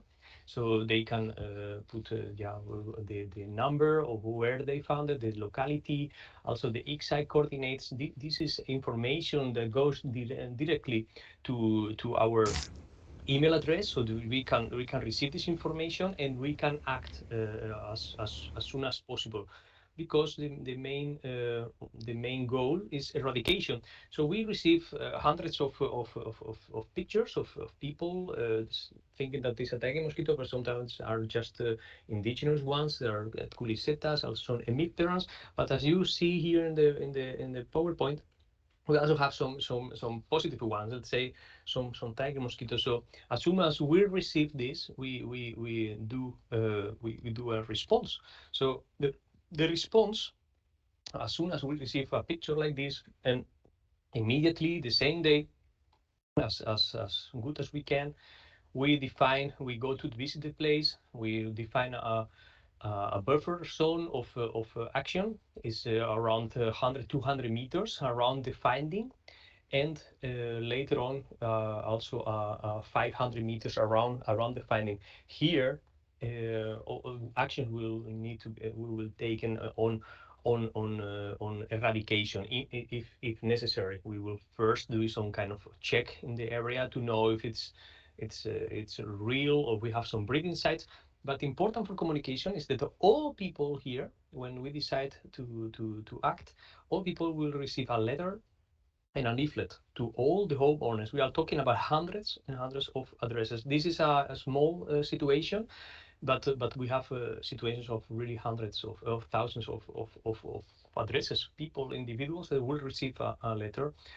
The letter looks like this. It's quite small, I think, to read. I will point the most important features, but they will see our letter. It looks like this, and also a leaflet, including how to control the mosquitoes, Santagi mosquitoes, from the government. So this is what we are calling some kind of community engagement. The information that's here included will engage the people to also help us to control the situation. So what is included in this letter and leaflet? They are here above. So first of all, they include what is an official letter with a government logo. So this is really important. Also, will include the information on the finding in the area, what kind of species has been found, when has been found. We inform on the duration, the frequency of the control action. This is really important. People need to know what is going to happen and when. And also some information on the mosquito control, what consists mostly is breeding site reduction, so elimination of breeding sites, and also application of larvicides where it is not possible to eliminate. The communication also, we will inform at the visit of an inspector and also a control operator in the backyards. We will ask in the letter also for collaboration. Access to the property is the most collaboration that we can do, so we need to go inside. And also we provide collaboration, also giving some tips and tricks to avoid mosquito breeding site. It's also included here in the leaflet. In the letter, I also included some information on the sources some websites, email, telephone numbers, and some places where they can raise some questions. And also important, the signature of the chief of the department of the government. So with all the information included, all people they have this in the area, and also this information will be spread by the visit. So all this area around 200 meters, all the homeowners, all the backyards will be inspected, and also mosquito control will be applied. So again, these people they will communicate on site on information of the finding, also the duration of the frequency of the control, information of the control, breeding site reduction, larvae sighting. We will ask again access to the property, and we'll give the inspector will give tips and tricks to avoid the breeding sites. The frequency of the treatments, we use some larvicide. The duration is some kind of 3 weeks. So every 3 weeks we will go to the same spot to try to eradicate in the area those breeding populations, those foci. So people in those backyards of the homeowners will be informed by letter, by the leaflet, and also by the visit of the on site. So information of those findings are also available in the sites, as I was telling before. So if people want to know what happened in the area, or what happened in that year on mosquito species, invasive mosquito species, they just need to check the site, and they can see, as here I just include a print screen that in January and February, and some postal code in the Netherlands was found the yellow fever mosquitoes.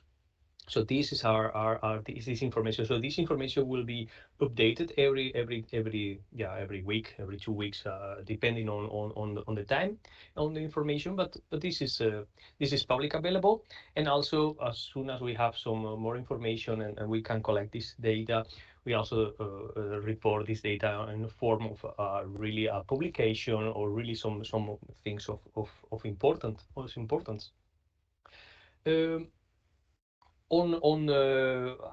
As we see the citizens as our customers, so we did in 2020 some kind of customer satisfaction analysis, and to know if they are happy, what they think about the mosquito control actions, and also on the communication. So the private owners were 217 participants from 6 locations with foci of Aedes albopictus in the Netherlands were asked questions about how they feel the inspections, how they feel the mosquito control is useful, and also in the communication of our service.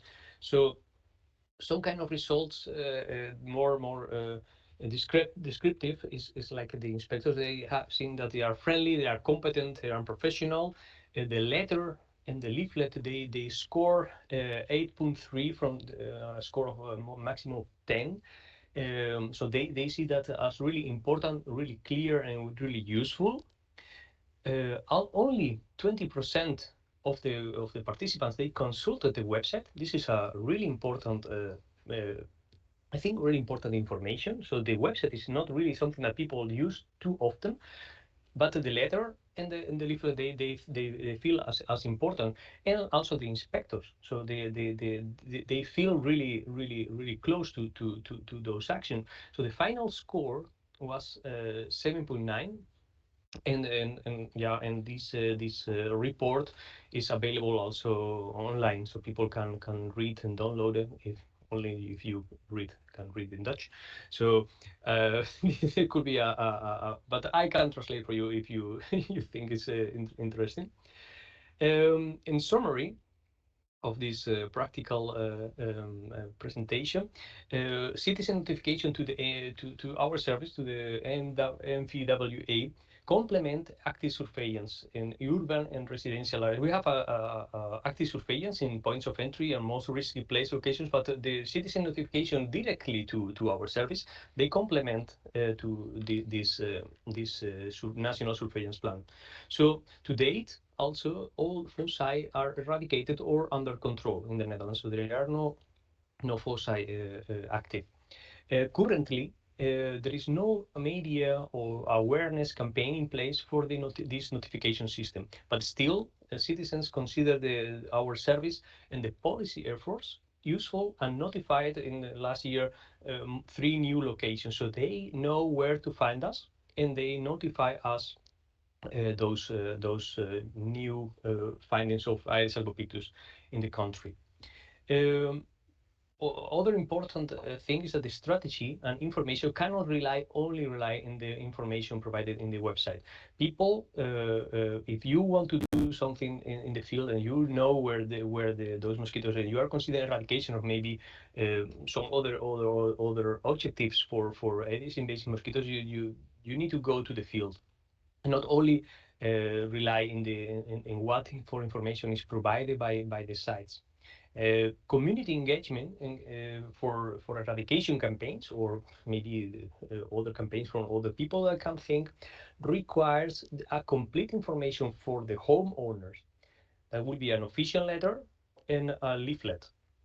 And also the frequent visit to the properties. So the communication side combined with a really clear information on paper, let's say, and really good describing the action will help for the community engagement. We have really high percentage of people participating and helping in those actions. You know, I think the really a really small percentage for all the homeowners, they don't participate. We can't record this. And the authorities, government, as advice, should raise awareness for personal involvement in control actions, and also doing the best practices according to the country. So this is my presentation. Thank you very much for your attention. Thank you, Adolfo. That was really good, as ever, from yourself. And I think just across the channel, I'm looking greedily at the resources you might have to deliver this sort of process. And that Willy's asked that question, and everything he says, everything we've heard today suggests that the sort of communication is pretty resource intensive. Are there approximate figures on how much cash this sort of thing costs to maintain, or is there a cost benefit analysis? Because you're promising quite a lot to the public and they've got high expectations of you, but of course it needs to be resource, which is always a consideration when you're offering and promising. Yes, I completely agree. I think the cost should they are considerable, but I think as soon as we can spend this money in prevention of the establishment of the mosquitoes in the country, I think it's good money invested, because the diminishing or putting the populations already established is a low level will be really impossible. So it will cost much more money than the money that we are investing in eradication right now. But we are looking for further scenarios. Yeah, no, I agree. It's all about spending money to prevent rather than having to spend more money to. I think we've learned lessons from that recently. Great, thank you very much, Adolfo. So we move on to the next presentation, and I think here we wanted to look a little bit more about communication, because obviously communication has changed in the last 10, 20 years. Some of us might not have kept pace with it at all. So we've asked Pau Rubio, from Communications Coordinator at the Barcelona Institute for Global.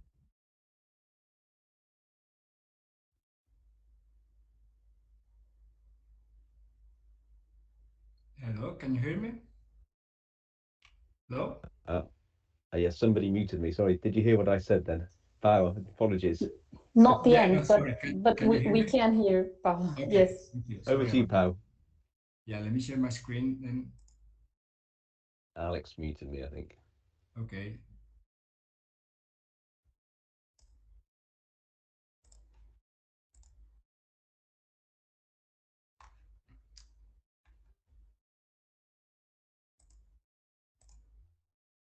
Can you now see the presentation? Yes, we can, yes. All right, so I'll go ahead. So thank you for inviting me. My name is Pau Rubio. I work at the Barcelona Institute for Global Health. To this day, I still don't know how I ended up here, being a science communicator, because this is the least I was expecting when I started my career. I am just a journalist. I don't have a scientific background. So, like I said, this is not what I was expecting when I started. But if I have learned something, this institution I work at since 2011. Now we are around 500 people. Most of them are scientists, are researchers, and well, I work with them on a daily basis. And if I have learned something over this decade, is that science communications is not that different for any other kind of communication. Probably the messages are more complex, and you also your role is also that of a translator, but the essence is the same. That's why I put science here in a parenthesis, because essentially it's the same. So that's what I wanted to talk about today. I wanted to focus on the basics of communications and provide an essential recipe that you can use for any type of communications in the future. For some of you, those of you who are already familiar with this basic scheme for communications, I think you can just jump ahead to the coffee break. But those of you who are not, please stay with me. This in our experience here in our department with scientists, it is really frequent that they come to you and they ask you, "Hey, listen, Pau, I want to do communication," um, like a general thing. And our answer to them is always the same. We reply with a question, "Why?" And it still surprises me how some people do not have a clear answer to that question. And it's strange because communication always needs to have a purpose.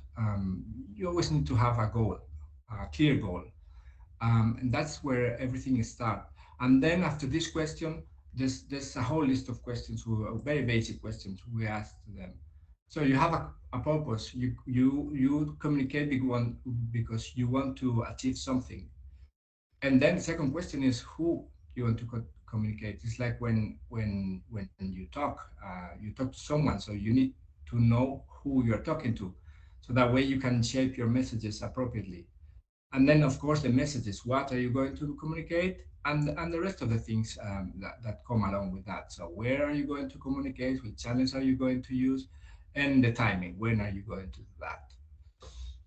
Now, it is also important to know your era, the context you're living in, and the answers to these questions has been changing over history, and especially as Jolyon said, in the last 2 decades. So let's imagine we have a message we want to communicate, but we're still in the Middle Ages. How we would do that before the eruption of mass media?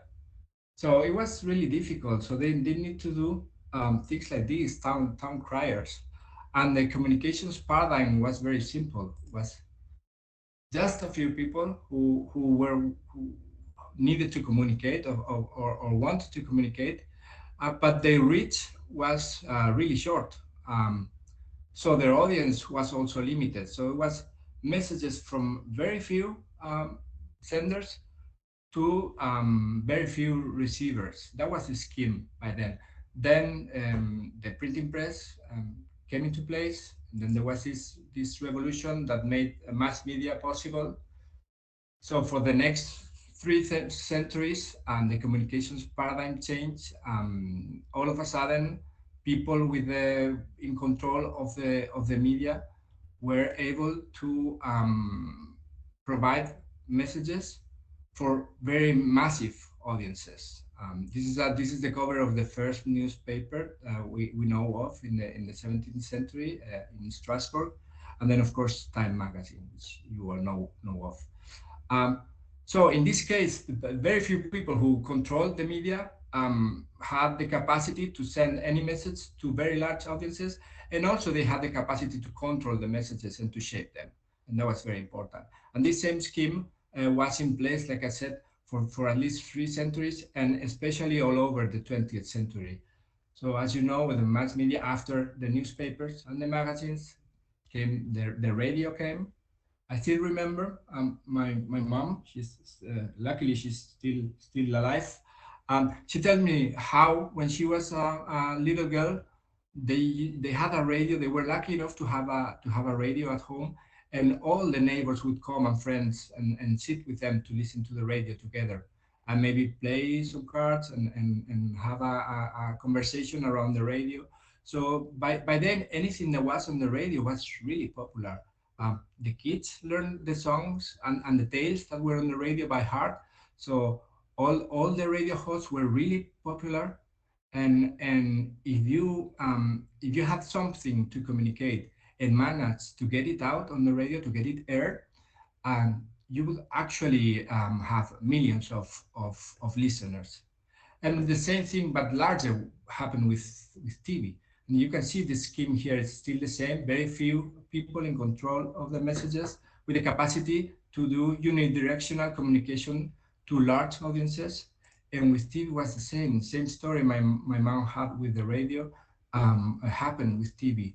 Those who were lucky enough to buy one of the first TVs, all of a sudden will have a lot of friends and family coming over. So they became really popular. And then after that, when every family managed to get their own TV, there were so few TV channels that anything that was on TV. I remember the other day I was watching a documentary on the history of Spanish rock music, and several mythical bands from Spain. They all had the same story. They were really young. They were on primetime TV on a very popular show that there was in Spain. And the day after, they were probably 18 years old, 20 years old. The day after, they became instant celebrities, and they couldn't just be on the street because they were so famous, just because they were for 3 minutes on TV in the prime time. So that was the power of mass media. But what happened then? So as you know, there was a second revolution. The first one that came with the printing press, like we said, and then we had this other revolution, internet and the social media. And the thing with social media is it has changed the communications paradigm, as you can see here. So now you may have heard of this word, prosumer. So all of us, we are at the same times producers of information and consumers of information. Mass media are still there. They are probably not so popular as they were in the previous century. But now anyone can send messages to potentially large audiences, and at the same time you are constantly receiving messages. And this has had massive consequences for all of us. Let's try to summarize some of them. So like we said at the beginning, if you want to communicate something, you need to really know what your goal is, define who you want to talk to, your audiences, and the next thing to do is find out where your audience is in order to be able to get in touch with them or to send your messages through those channels. But the answer to that question has become increasingly difficult to respond, because where is our audience? Let's imagine we wanted to send a communication message right now to our audience. We know who our audience is, but where are they right now at this time? Where are they? Are they reading newspapers? Yeah, okay, probably some of them. Actually, the print edition of the newspaper still exists. I don't know how many people is buying them, but they still exist. It's more likely that if some of our audience is reading the paper, that is reading the digital version of the paper. And the thing is, not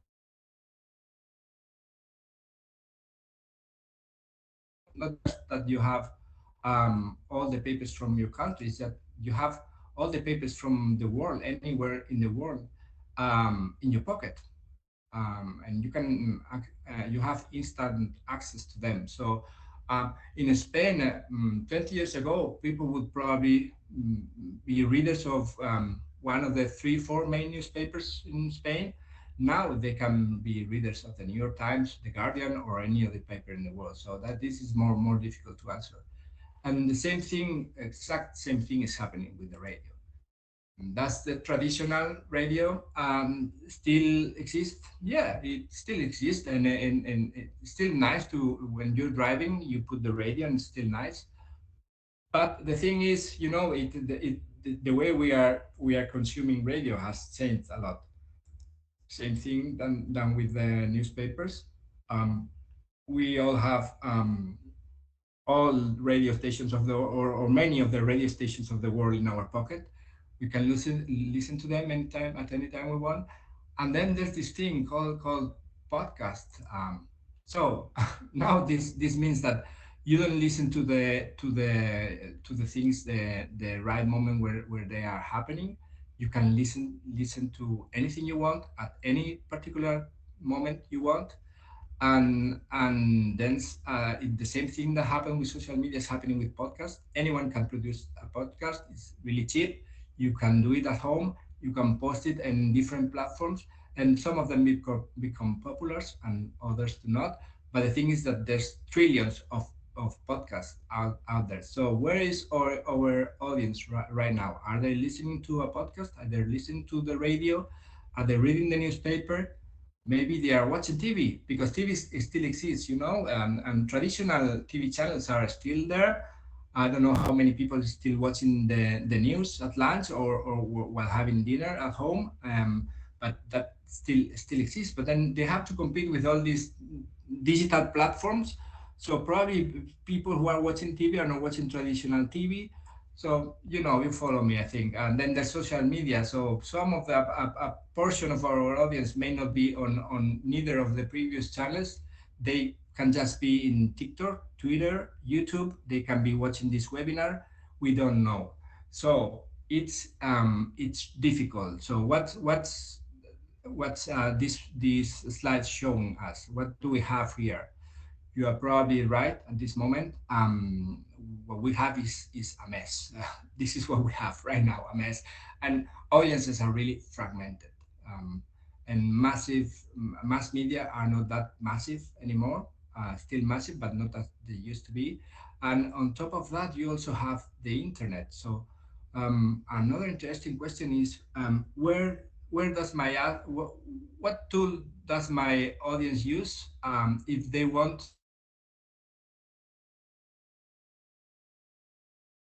some people just Google thing up, you know. We have visitors in our channels that we know they don't use Google, they don't use traditional media. They look up things in YouTube, and anything they want to know, they ask YouTube. So that's a different kind of user, and if we were to provide a message to those users, we should probably use YouTube, maybe.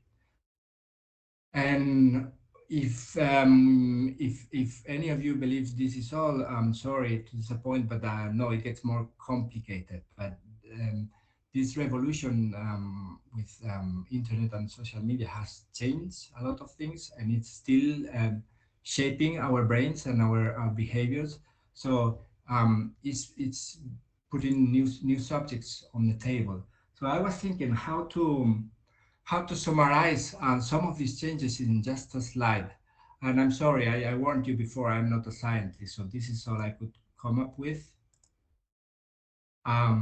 Yeah, so 1922, Marcel Proust produced what's considered a masterpiece of literature, a canonical masterpiece. He needed more than 1 million words to that, and 6 volumes, 1.26 million words. Last week, Kim Kardashian just needed 2 words, and she got a massive audience with that. So what's happened in between? So something similar to this. In 1922, mass media were already there. They became increasingly popular later on with radio and TV. But then the internet and social media appeared, and with them blogs came along. That was when things started changing, because blogs, as some of you may remember, became very very popular, and so everyone was following several blogs. But the thing with blogs is that the amount of text you could put on a blog post was not that large. So we started reducing the length of some messages. And then when we were getting used to that and to reading on the screen, because that's something we had not done before, reading on the screen, then Twitter and the microblogging appeared. So all of a sudden, the length of messages by then was 120 words. And there's not so many things that you can fit. I mean, you can't fit anything in 120 words. Some messages are complex, especially scientific messages. So what have been the consequences of that? And then after Twitter and microblogging, Instagram came. So it turned out that you didn't need words anymore. A picture or even a selfie of yourself with a pretty face was enough to communicate and was trendy and was cool. And now we have TikTok, we have Twitch, we have these other tools. So this communication environment we're dealing with is very challenging. And then I have some questions. I have hypotheses. I do not have answers for this yet. Um, but I wonder how all of this is affecting our capacity as species, as human beings, to process information and to transmit that information to others. What's the amount of information an individual can process these days and can transmit? I've I've always been a letter person. I've enjoyed reading and writing very much in my life. But I don't know if the same thing is happening to any of you. But I find it difficult these days to find the right moment to sit and read. I'm not reading anymore. There's a thousand other temptations and screens that I have and that prevent me from reading as I used to do. And then also this multitasking that we do every day at work with probably 10 different tabs on the browser, and then your phone and WhatsApp and all these stimuli from the outside. It is really difficult to focus. And even when you're trying to you're trying to read a paper, a long paper, or a long text, it's difficult to read the whole thing in just one try.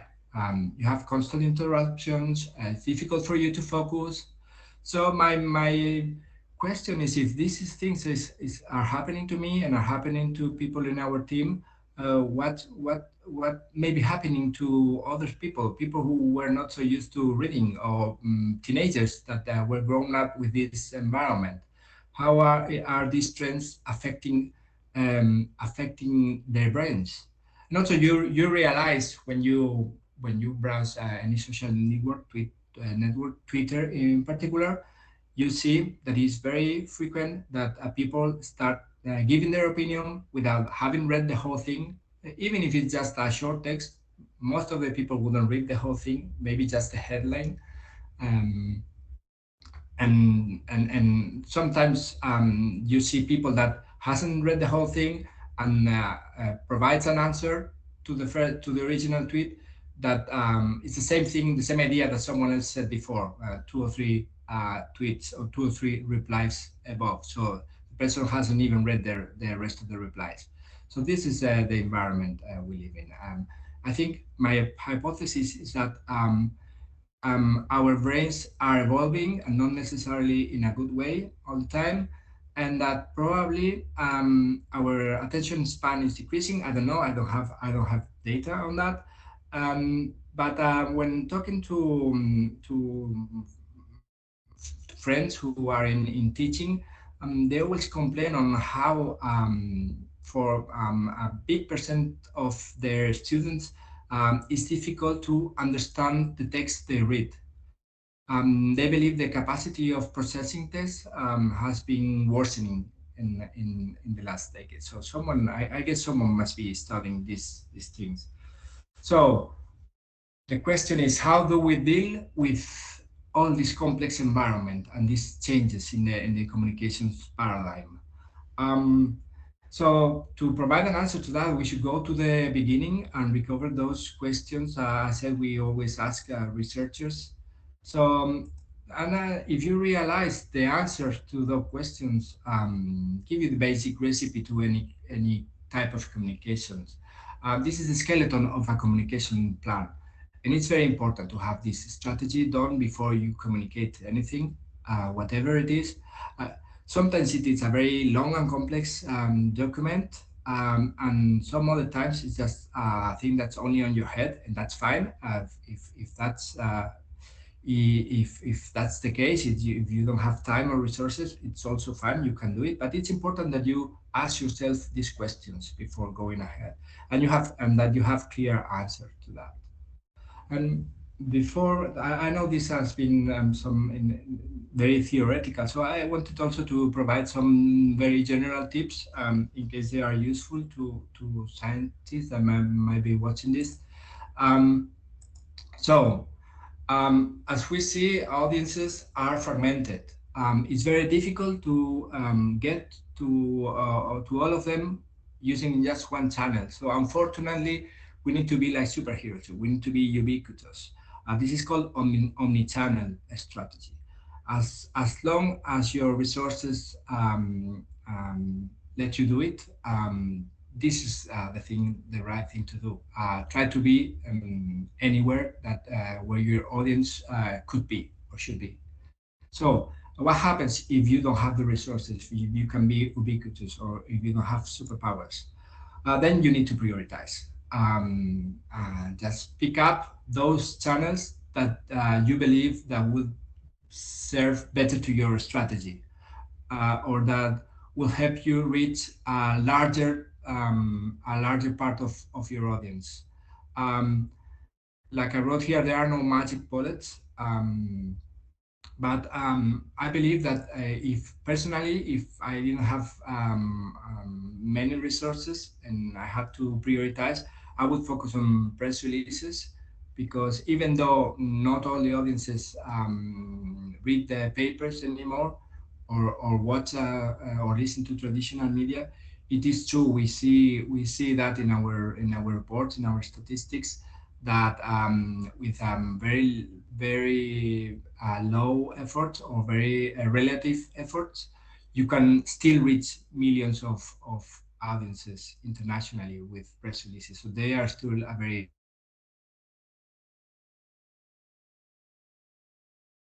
discussion with researchers, because I'm perfectly aware that when a researcher publishes a paper, that's the fruit of probably several years of work.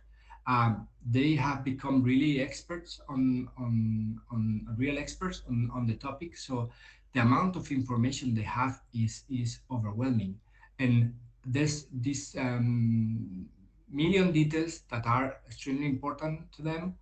But our experience is that I'm sorry to say this, but unfortunately, there is no space for details in mass media anymore, and even less in social media. Um, so my advice would be, just select one or two main ideas of your work. And it is very important, strictly important, that you have a very catchy headline, something that attracts at least journalist attention, and then you can display the information in layers. So most of the people won't read the whole, not even the paper, the whole press release. If you're lucky enough, they will read the headline, the subheading, and some sentences, probably one or two paragraphs. Most of the people. So it's good that you can display the information in layers. So for those of those qualified audiences that want the details, you will always have the paper, and you can do a long press release, and that's fine if you leave the details at the end. But our experience is that in some papers, there are papers that are complex, so the messages are not that easy to simplify and to reduce to a headline, to cut down to a headline. And when pitching these kind of papers to journalists, it's funny because the kind of responses we get from them is like, no, if I tell that to the editor, he's not going to buy it. So it's us, the people like me, we are trying to sell, to pitch these press releases to journalists, and after that they will pitch them to the editors. So they need to find it interesting. All of us. It's and when you start talking about the details or the limitations of the study, these things that are important for sciences is that when they lose interest. And I understand that, because in the end, if you are dealing with a radio journalist, about your paper, there's not so many things you can explain in a minute. The same thing goes for TV.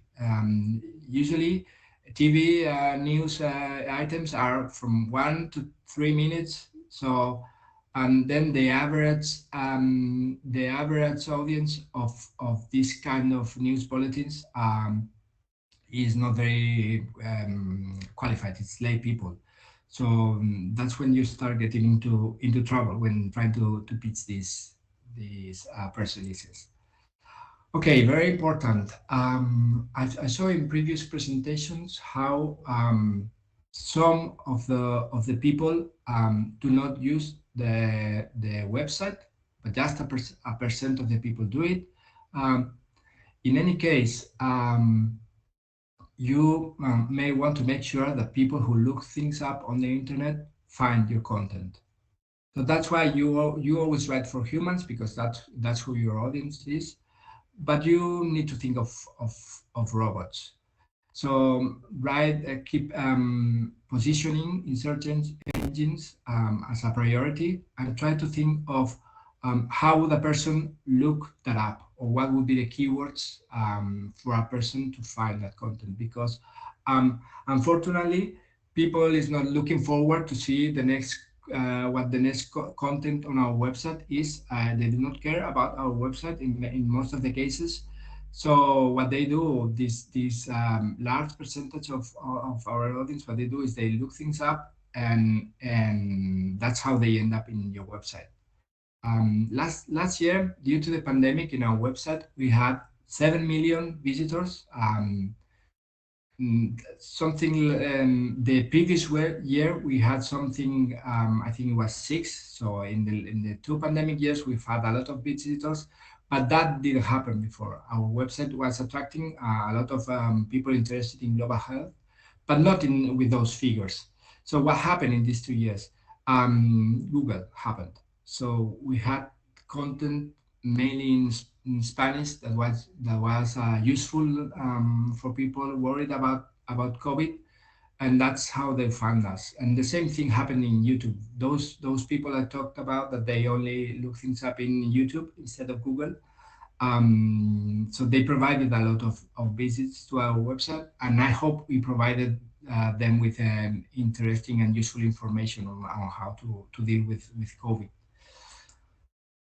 Okay, another tip. Communication is not something that you do once and that's it. It doesn't work like that. So we saw how difficult it is to get to the audience, how fragmented they are, how most of the people won't pay attention to the whole thing. Maybe just would listen to the headline or take that idea, that take-home message. So it's important that we be systematic and we do this on a constant basis. And also, we shouldn't be afraid of repetition, because what you listen on the news or what you read one day on the website, probably you won't remember 6 months after. And if the message is important enough, we should be repeating it all the time and in different channels. So we should not be scared of repetition. So that was all. I hope it was useful for you, and thank you again. Thank you, Pao. That was fascinating, and I think resonated with all of us, particularly the ability to concentrate on what you're doing, and so many Yeah. emails and messages coming in all the time. And as a scientist, when you're trying to read and write papers, that's even more challenging. So thank you, Pao. That was great. I think we have a couple of minutes for some questions, and I think we all need a bit of a break. So Filiz, do we have some questions for Yes, Adolfo and Pao?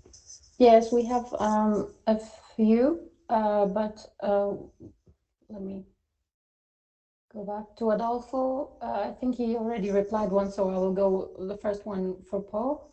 Willy was saying, in that case, I think the visuals are getting, they are more important than words at this time. So he's saying, is it perhaps more sensible to provide a short hook with links to more info if interest has been stimulated with maps, for example, just like we try? But I think it's a comment, so let me go to the question. Georgelina was asking if you have implemented any models or do you, a suggestion to test the effectiveness of shared messages. Yes, the good thing of digital communications is that many things can be measured. So you will have the stats for everything, nearly everything, and some people, those people who have more resources, do A/B and test. You try two different ways of communicating, and then it's like it's like a control group. Then you compare the results on one and the other. Uh, but yeah, I think you mentioned in the comment mentioned it. We know that visuals these days work better than text, and also still the importance of writing, of a good writer, and a person who can do this job of translating. We are like intermediates between the researchers and the people out there. I think probably I shouldn't be saying that, but I think it in the end it was useful that I didn't have a scientific background, because before I am able to translate these messages to others, I first need to understand them myself.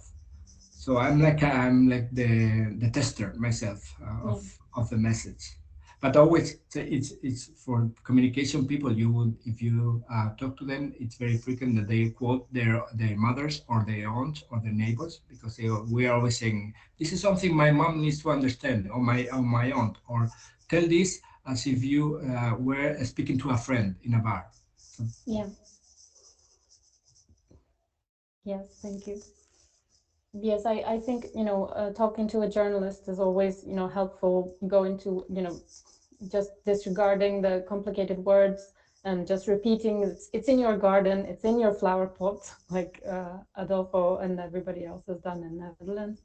So I think talking to a journalist, and I agree with you, it improves also the storytelling, because nowadays everybody's writing something and you are reading it very quickly, half of it, as just you mentioned, and it has to be catchy and clear, and it should be easy enough to explain it to your aunt. I agree. So thank you very much for your talk. We have one for Adolfo and others, actually, to everybody, I guess, that Liz was wondering if we think it is sustainable to keep on using larvicides in the future, thinking of the effect of other invertebrates or the biodiversity.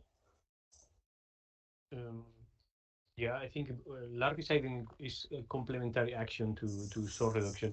So we see the larviciding only necessary when the breeding size cannot be removed. Considering the invertebrates, the larviciding is only applied to artificial containers for the Asian tiger mosquito or the yellow fever mosquito. So invertebrates that will be present in some kind of containers will be not, will less important for the environment than other ones that could be in some kind of ditch or area, but in those places they are not applied. So larvicide is just a complementary action to soil reduction. in specific places that are allowed to apply. Yes, thank you. Okay, thanks, Filiz. I can see there's one more question from Lorna, but we'll pick that up a little bit later. I think it's important that everyone has a chance to go and grab a coffee, stretch their legs. So can I suggest we come back at 15:35, which gives us 12 minutes. And thank you very much for all the speakers. It's been fantastic so far. We've got 3 more speakers to come. So see you in about 12 minutes.